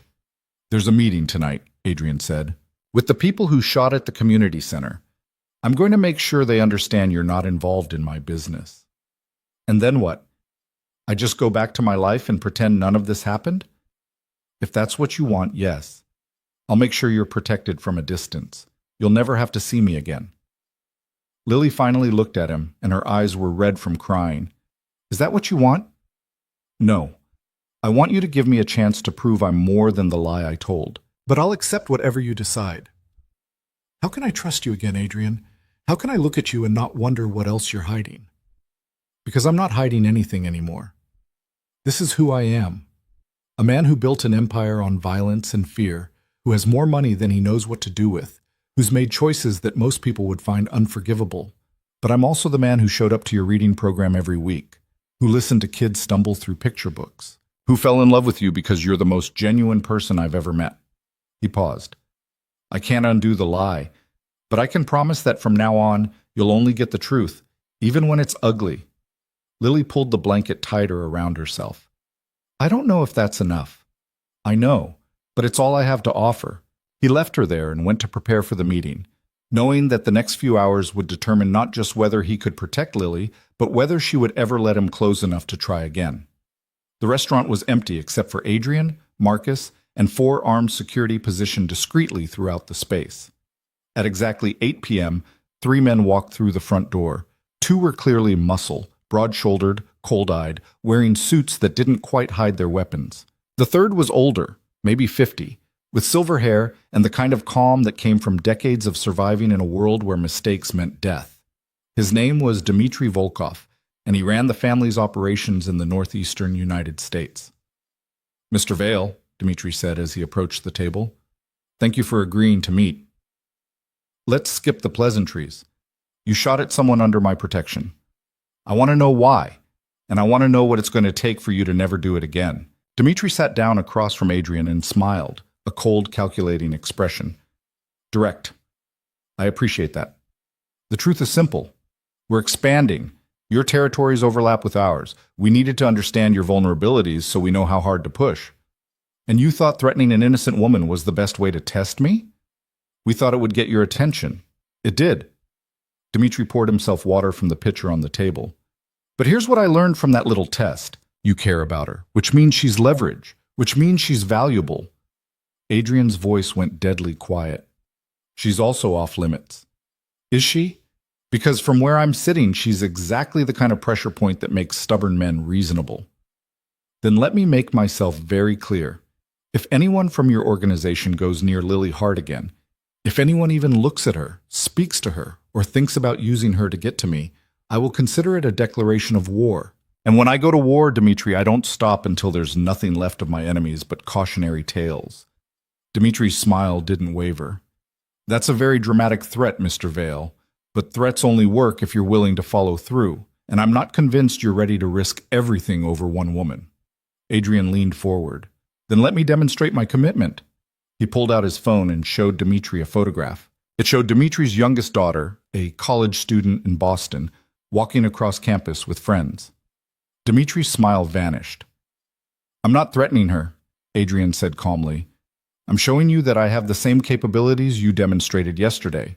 The difference is, I'm choosing not to use them, because targeting innocent people is a line I won't cross unless you force me to."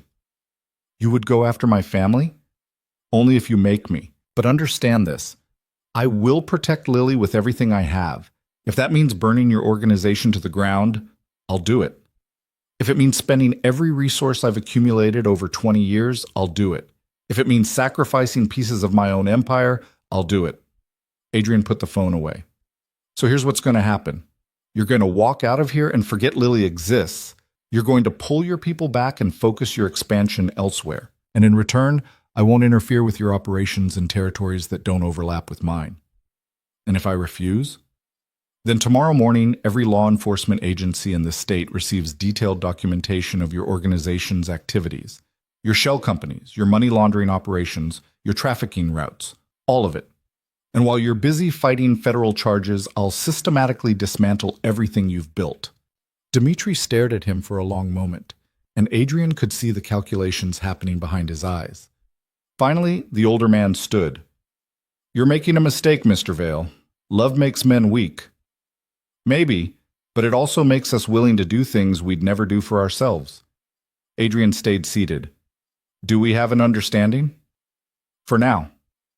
But Vale, if your feelings for this woman ever become less important than your empire, remember that we know where she lives. It was a threat disguised as acknowledgement, and Adrian let it slide. Because he'd made his point, and Dmitri had implicitly agreed to back off. At least for now. After the Volkovs left, Marcus sat down across from Adrian. That was risky. You just showed them exactly how much she means to you.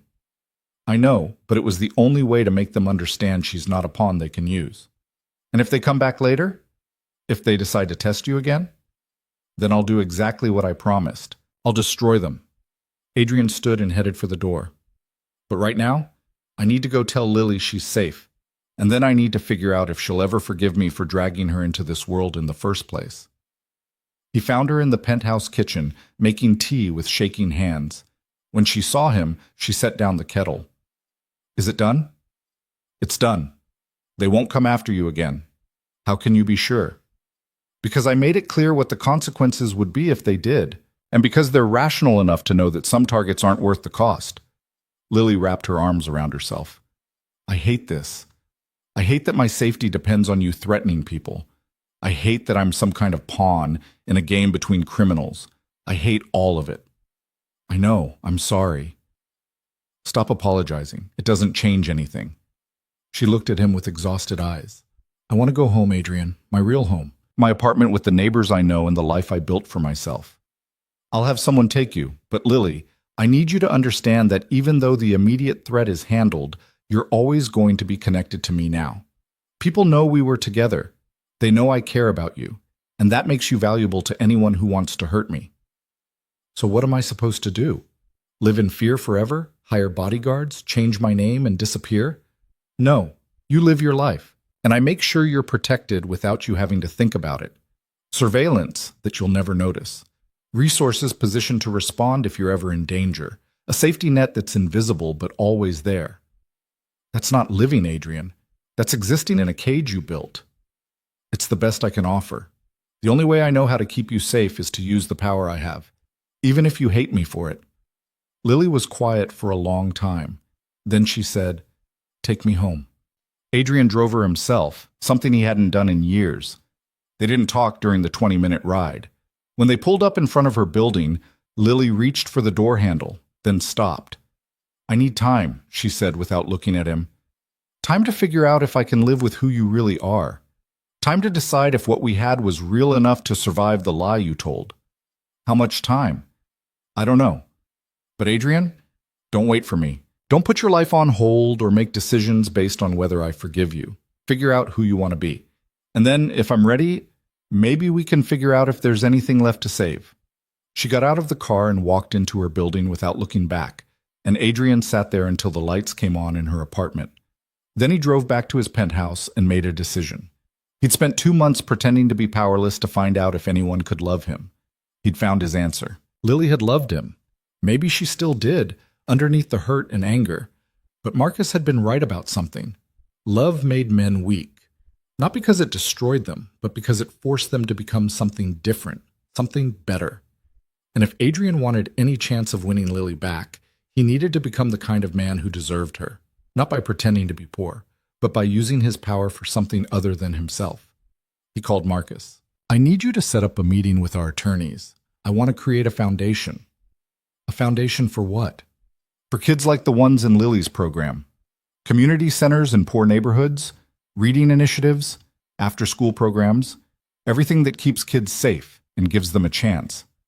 Adrian paused. And I want it funded properly. Enough to make a real difference. Adrian, that's going to take a significant portion of your assets. I know, do it anyway. This is about her, isn't it? It's about being the man she thought I was, the one who cared about something other than power and money. Adrian looked out at the city lights. I can't undo the lie, but maybe I can prove that the person she met was who I'm trying to become. Marcus was quiet for a moment. Okay, I'll set it up. But Adrian, make sure you're doing this for the right reasons. Not to win her back, but because it's who you actually want to be. I am. For the first time in my life, I know exactly who I want to be. He hung up and stood at the window, looking out at the city he'd controlled from the shadows for 20 years. Tomorrow, he'd start building something different, something that mattered.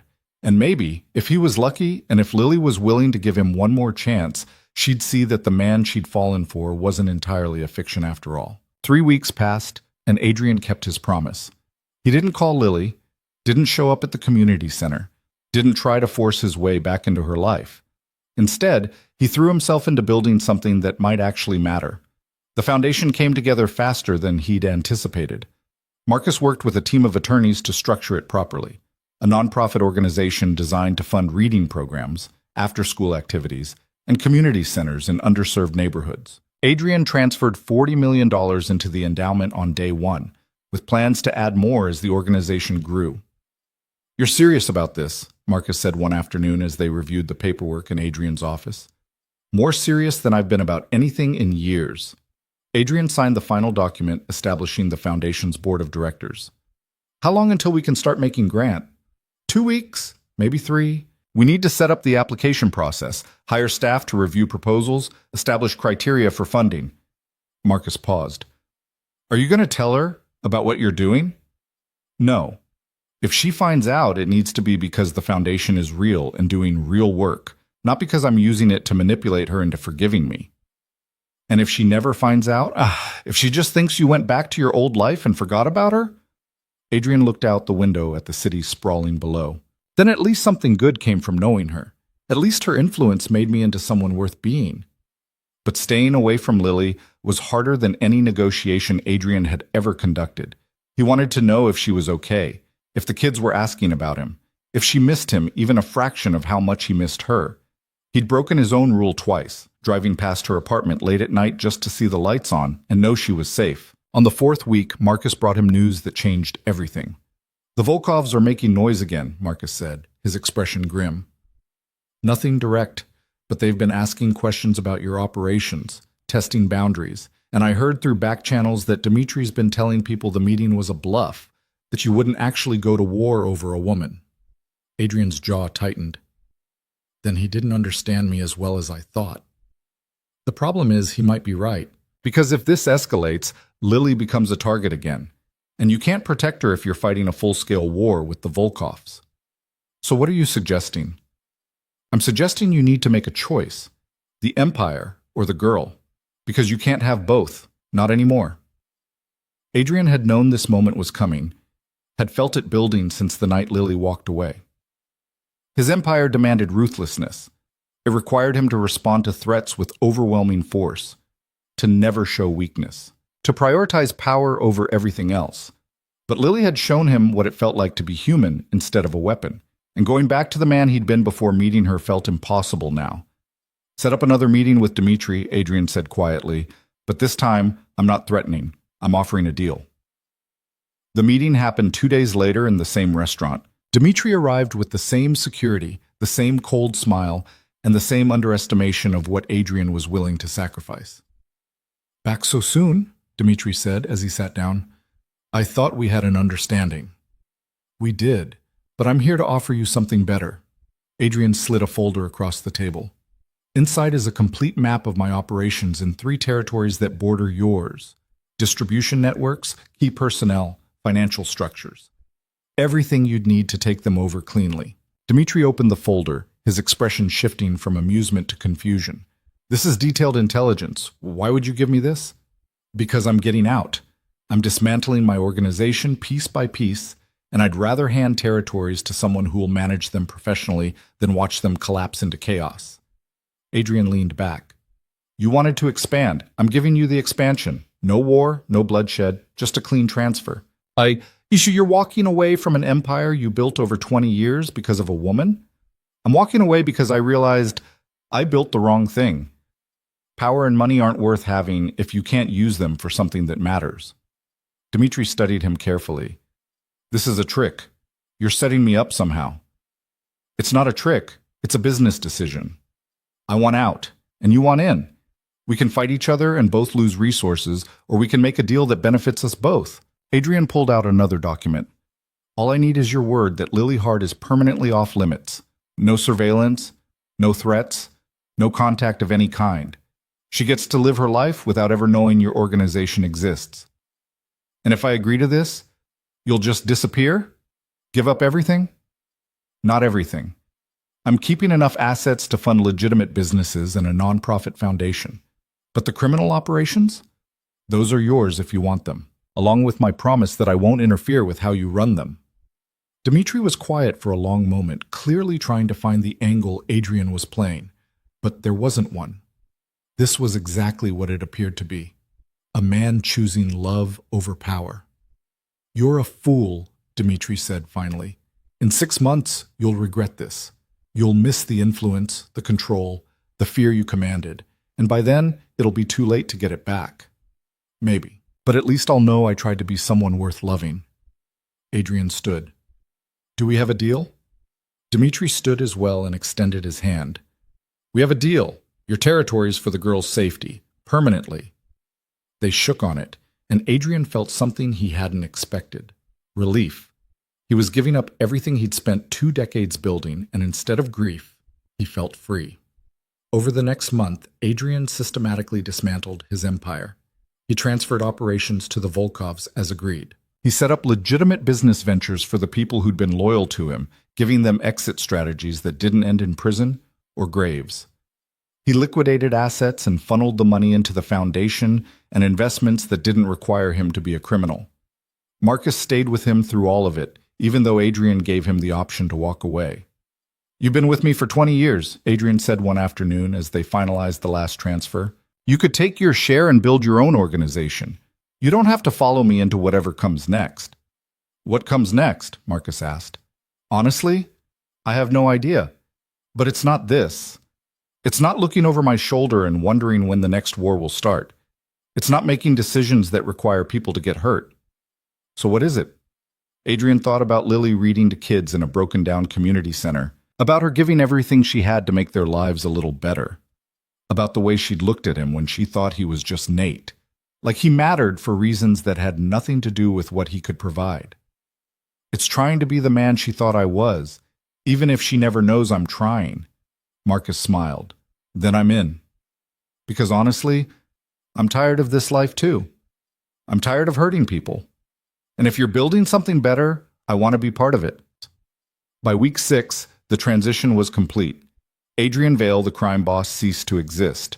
What remained was just Adrian, a man with considerable legitimate wealth, a nonprofit foundation that was starting to make grants to community programs, and a hole in his chest where Lily used to be. He still hadn't contacted her, still kept his promise to give her time and space. But the foundation's first round of grants was about to be announced, and Lily's community center was on the list. Not because Adrian had engineered it, the foundation's board made decisions independently, but because her program was exactly the kind of work they'd been created to support, which meant she'd find out soon. And Adrian had no idea how she'd react.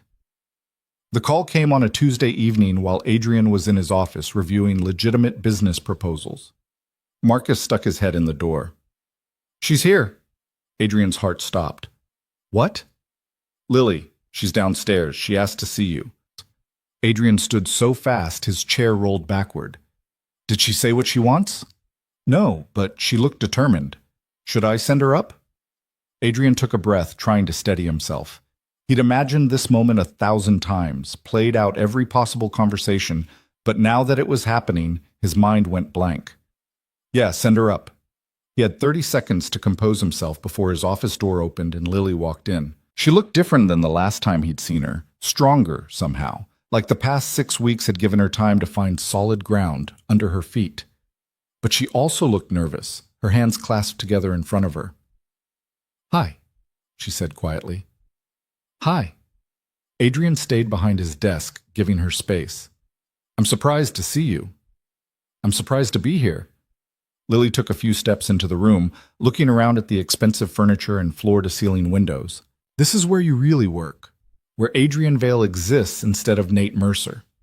This is one of my offices. But Lily, I'm not... Let me talk first, please. She took a breath. I got a letter yesterday from something called the Cornerstone Foundation.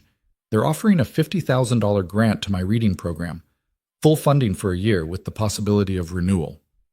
Adrian's chest tightened. That's incredible. Congratulations. I thought it was a mistake at first, or some kind of scam.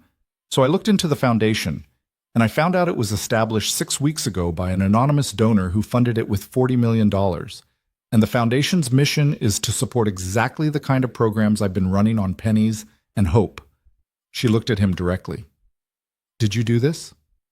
I funded the foundation, but I didn't make the grant decision. The board operates independently.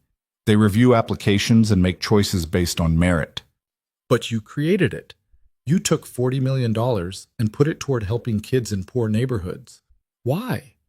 Adrian came around the desk, staying a respectful distance away. Because you showed me what actually matters. You gave everything you had to help children nobody else cared about, and you expected nothing in return. That's more real than anything I built in 20 years of running a criminal empire. So I decided to build something real instead. Lily's eyes filled with tears. You did this because of me. I did it because of who you helped me become. Because after meeting you, I couldn't go back to being the man I was before. And because if I couldn't have you in my life, at least I could honor what you taught me. Adrian, She stopped, wiping at her eyes. I've spent 6 weeks trying to figure out if I can forgive you. If I can reconcile the man I fell for with the man you actually are. And I kept going in circles because I was asking the wrong question. What's the right question? Whether you're trying to be better. Whether the person I met was just an act, or whether he was who you're trying to become. She took a step closer. So I need to know, is the foundation real, or is it just another manipulation to win me back? It's real.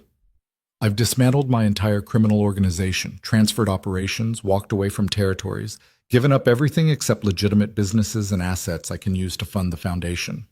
Adrian met her eyes. I'm not a crime boss anymore, Lily. I'm just a man trying to figure out how to use money and influence for something other than myself. You gave up your empire? For what?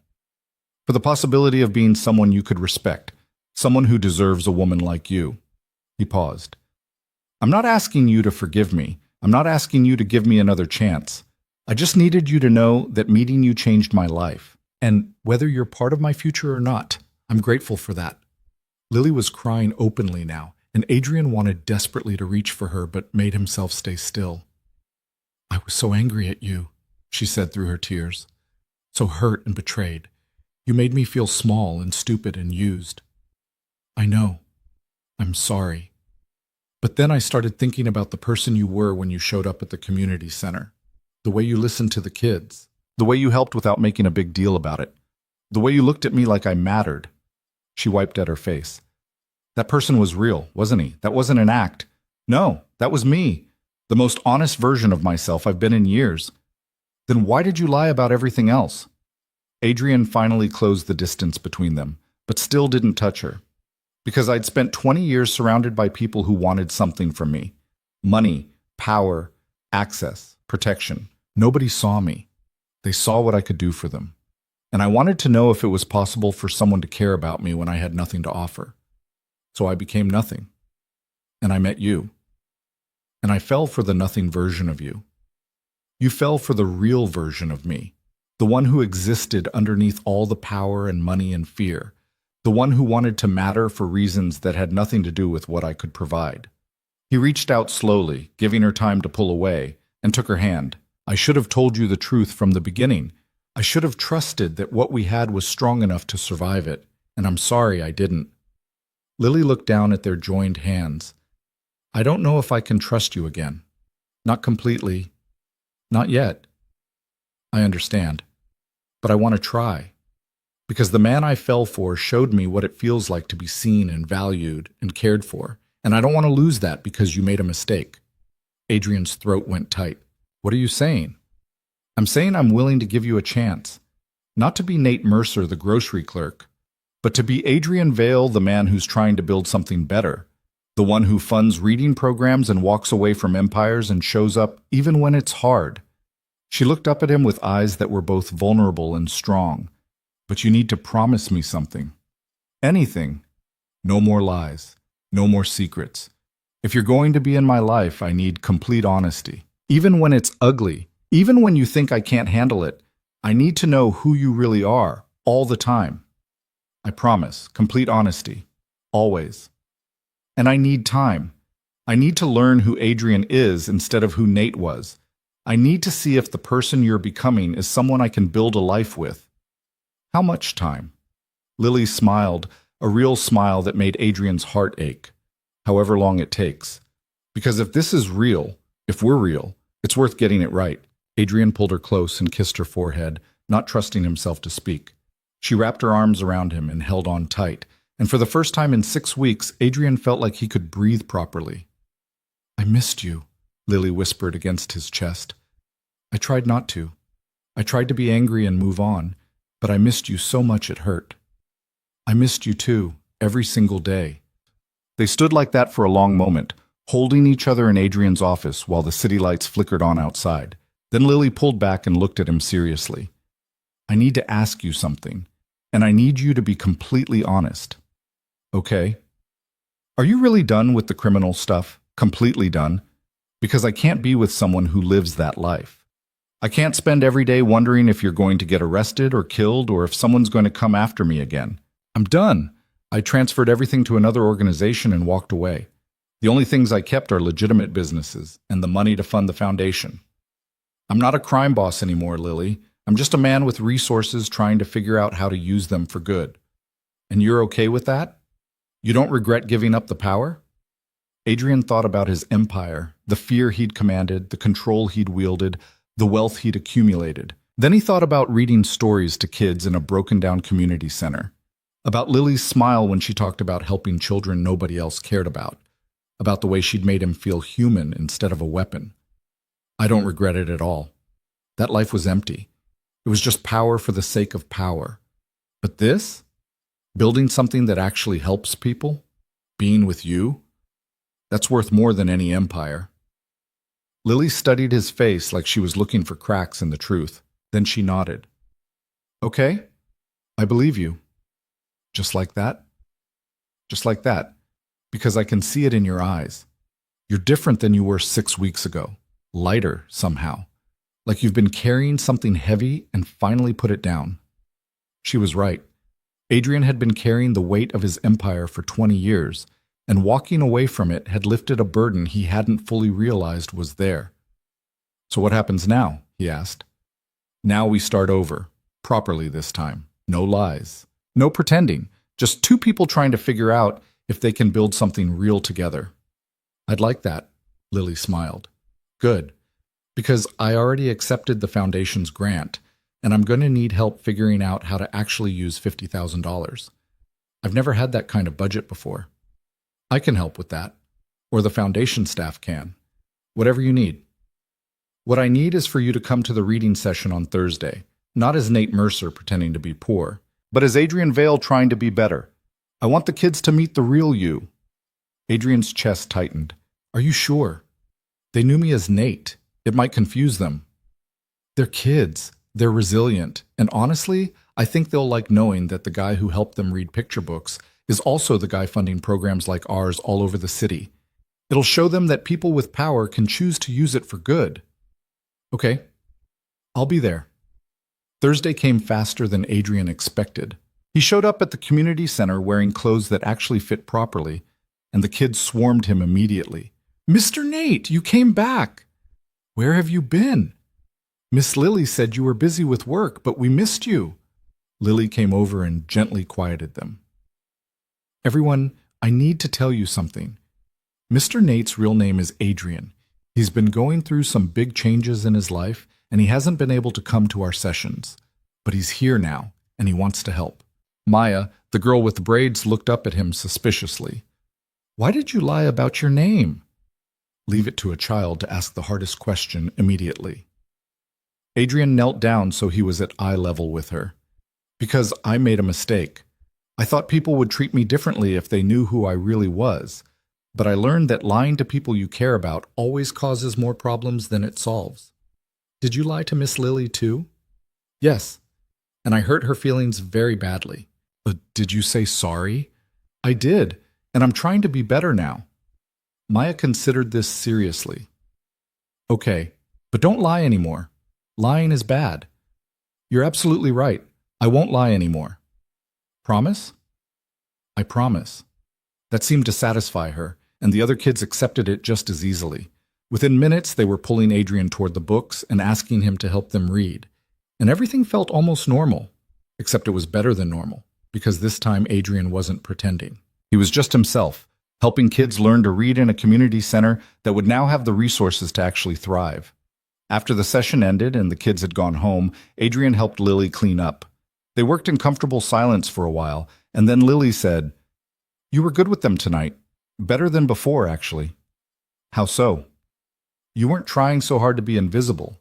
You just showed up and helped. It felt more natural. Maybe because I'm not trying to be someone else anymore. I'm just trying to be me, whatever that means."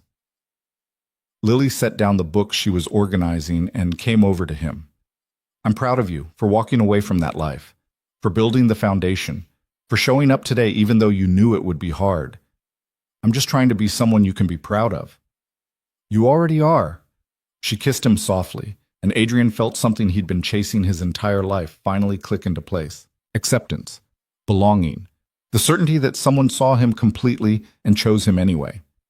Over the following months, Adrian and Lily built something neither of them had expected. It wasn't perfect. There were moments when Lily's trust wavered, when she questioned whether he was being completely honest. And there were moments when Adrian struggled with having given up the power and control that had defined him for so long. But they worked through it together. Lily learned to trust again, slowly and carefully, and Adrian learned to be vulnerable in ways he'd never allowed himself before. The foundation grew, funding programs across the city. Adrian hired staff, established proper protocols, and made sure the work continued without requiring his constant oversight. He also converted several of his legitimate businesses into ventures that employed people from the neighborhoods where Lily's program operated, giving them opportunities they wouldn't have had otherwise. 6 months after that first reading session where Adrian came back as himself, he and Lily were having dinner at her apartment. A simple meal she'd cooked, nothing fancy. They were talking about the foundation's expansion plans when Adrian suddenly stopped mid-sentence. "What?" Lily asked. "I just realized something. I'm happy." "That's what you just realized? That you're happy?" "No, I mean, I've never been happy before. Not like this. I had satisfaction when I closed deals or expanded territory. I had pleasure when I made money or defeated enemies. But I've never had this feeling of just being content with where I am and who I'm with." Lily reached across the table and took his hand. "Welcome to normal life. It's pretty great, isn't it? It's better than anything I built before. Even better than being a powerful crime boss. Especially better than that, because that was just power for the sake of power. This is actually meaningful." Lily smiled, but then her expression turned serious. "Can I ask you something, and I need you to be honest? Always. Do you ever regret it? Giving up everything for me?" Adrian didn't hesitate. "Never. Not for a single second. You didn't ask me to give it up. I made that choice because I realized I'd built the wrong life. You just showed me what the right one could look like.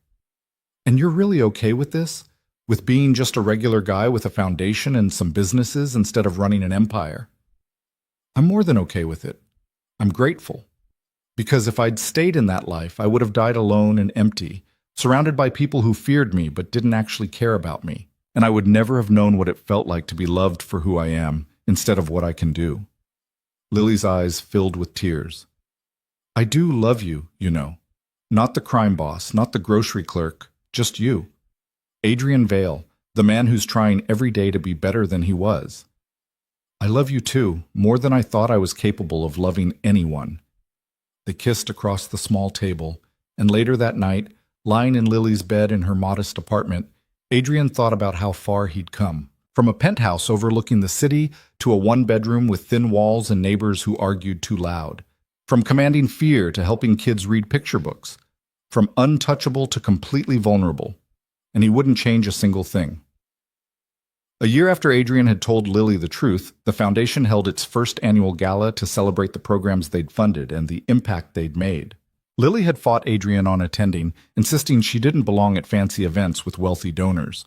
But he'd convinced her that the kids' success stories needed to be told, and she was the best person to tell them.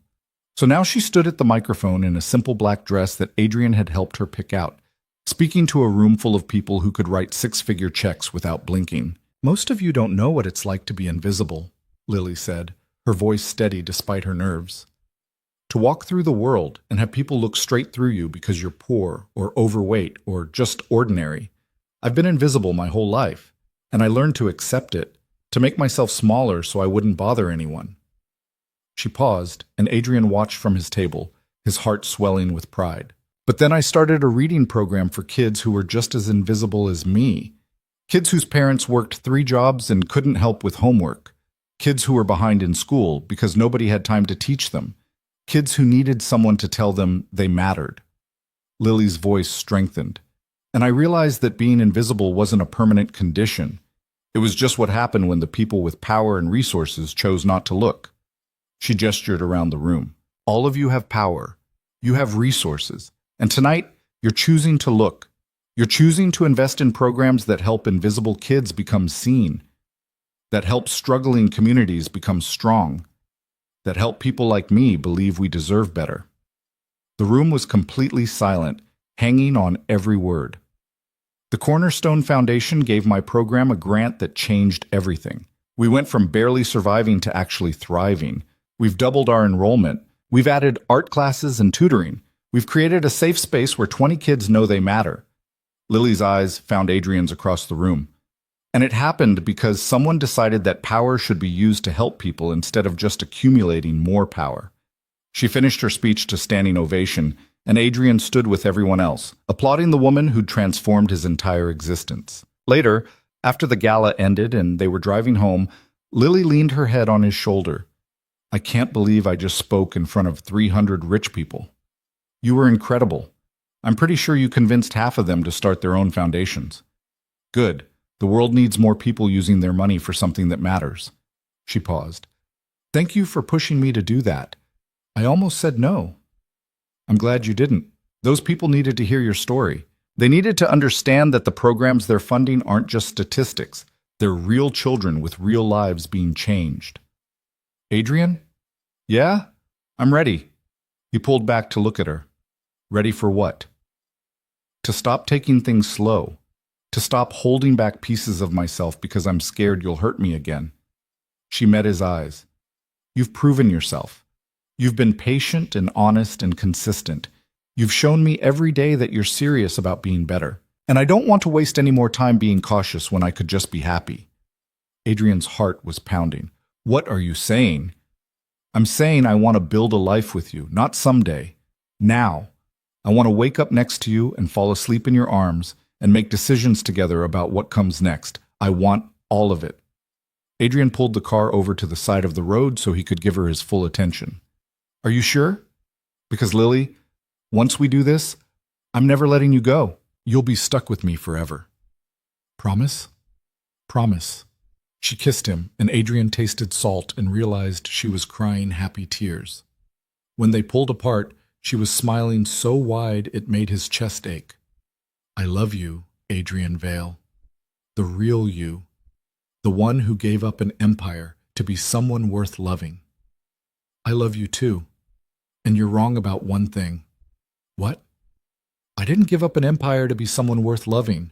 I gave it up because loving you was worth more than any empire I could build." 2 years later, Adrian stood in the community center, now completely renovated with foundation funding, and watched Lily teach a room full of kids who'd grown up in neighborhoods where nobody expected them to succeed. The center had expanded to include art classes, music lessons, and a computer lab. It employed 5 full-time staff and served over 100 children every week. And in 6 months, it would have a new director to help Lily manage the growth. Because Lily was pregnant and she'd finally agreed to take a step back from the daily operations so she could prepare for their daughter.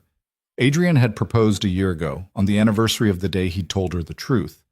They'd gotten married in a small ceremony at the same community center, surrounded by the kids Lily had spent years helping and the staff who'd become their extended family. No elaborate reception, no society guests, just the people who actually mattered. Marcus had been Adrian's best man. He'd left the old life behind too, and now ran the Foundation's operations with the same efficiency he'd once applied to criminal enterprises. "You ready for this?" Marcus had asked Adrian the morning of the wedding. "Marriage, fatherhood, the whole domestic thing? More ready than I've ever been for anything." No regrets about the old life? Adrian had thought about it honestly. Then he'd shaken his head. "The old life made me powerful. This life makes me happy. There's no comparison." Now, watching Lily read to the kids with one hand resting on her growing belly, Adrian knew he'd made the right choice. He'd spent 20 years building an empire that meant nothing. And then he'd met a shy woman in a purple jacket who'd shown him what actually mattered. Lily looked up and caught him watching. She smiled, that same genuine smile from the grocery store all those years ago, and mouthed, "I love you." Adrian smiled back and mouthed the same words. And in that moment, he understood something fundamental. He'd come into this experiment looking for someone who could love him when he had nothing to offer. But what he'd found was so much more than that. He'd found someone who'd loved him enough to make him want to be better. Someone who'd shown him that real power wasn't about control or fear. It was about using what you had to make other people's lives better. Someone who'd transformed him from a hollow man with an empire into a whole person with a purpose. And in return, he'd given her everything he'd once guarded so fiercely: his truth, his vulnerability, his complete and absolute devotion. After the reading session ended and Lily finished saying goodbye to the last child, she came over to where Adrian was organizing supplies. "You're staring at me again," she said, but she was smiling. "Can't help it. You're beautiful when you're teaching." "I'm 7 months pregnant and my feet are swelling. I am not beautiful." "You're the most beautiful thing I've ever seen." Adrian pulled her close, careful of her belly. "How are you feeling? Tired? Happy? Excited? Terrified? All of it at once?" "Me too." "Yeah? The big bad former crime boss is terrified of becoming a dad?" "Absolutely terrified. What if I mess her up? What if I can't protect her? What if she grows up and realizes her father used to be a criminal?" Lily cupped his face in her hands. "Then we'll deal with it together. We'll teach her that people can change, that mistakes don't define you forever, that choosing to be better is what matters." She paused. "And Adrian, you're going to be an amazing father, because you know what it's like to grow up without love, and you'll make sure she never feels that way." Adrian kissed her forehead, overwhelmed by how much faith she had in him. Faith he was still learning to have in himself. "Thank you," he whispered. "For what?" "For seeing me when I was invisible, for believing I could be better, for giving me a reason to want to be better. You did the hard part. I just showed you what was possible." They locked up the community center and walked home together through streets that had once been dangerous but were slowly becoming safer as the Foundation's programs took root. Lily talked about baby names and nursery colors, and Adrian listened and contributed and felt a contentment so profound it still surprised him sometimes. That night, lying in bed with Lily asleep beside him, and his hand resting on her belly where his daughter was growing, Adrian thought about the question that had started this entire journey. Can anyone love me when I have nothing to offer? The answer, he'd learned, was yes, but the real revelation was understanding what nothing actually meant. He'd thought it meant being broke and powerless, but the truth was, he'd had nothing to offer emotionally when he'd started this experiment. He'd been hollow and isolated and incapable of real connection. It wasn't money or status that people needed from him. It was honesty, vulnerability, the willingness to be seen completely and to see others in return. And Lily had taught him all of that, had loved him through his worst mistakes and his best attempts at redemption, had chosen him not despite his past, but because of how hard he'd fought to become someone different. Their daughter kicked against his palm, and Adrian smiled in the darkness. In 6 months, she'd be here, and he'd get to show her a version of himself that had been impossible before meeting Lily, a man who used his resources to help instead of hurt, who showed up for people who needed him, who understood that real strength came from choosing kindness even when you had the power to be cruel. He'd been the invisible man once, testing whether anyone could see him. And Lily had looked straight through his disguise and found the person he was meant to be all along. That person wasn't a crime boss or a grocery clerk. He was just Adrian, flawed and trying and completely, irrevocably in love with the woman who'd made him believe that second chances were possible, and that becoming better was worth more than staying powerful. And as he drifted off to sleep beside her, Adrian knew with absolute certainty that he'd spend the rest of his life proving she'd been right to believe in him. Not with grand gestures or displays of wealth, but with the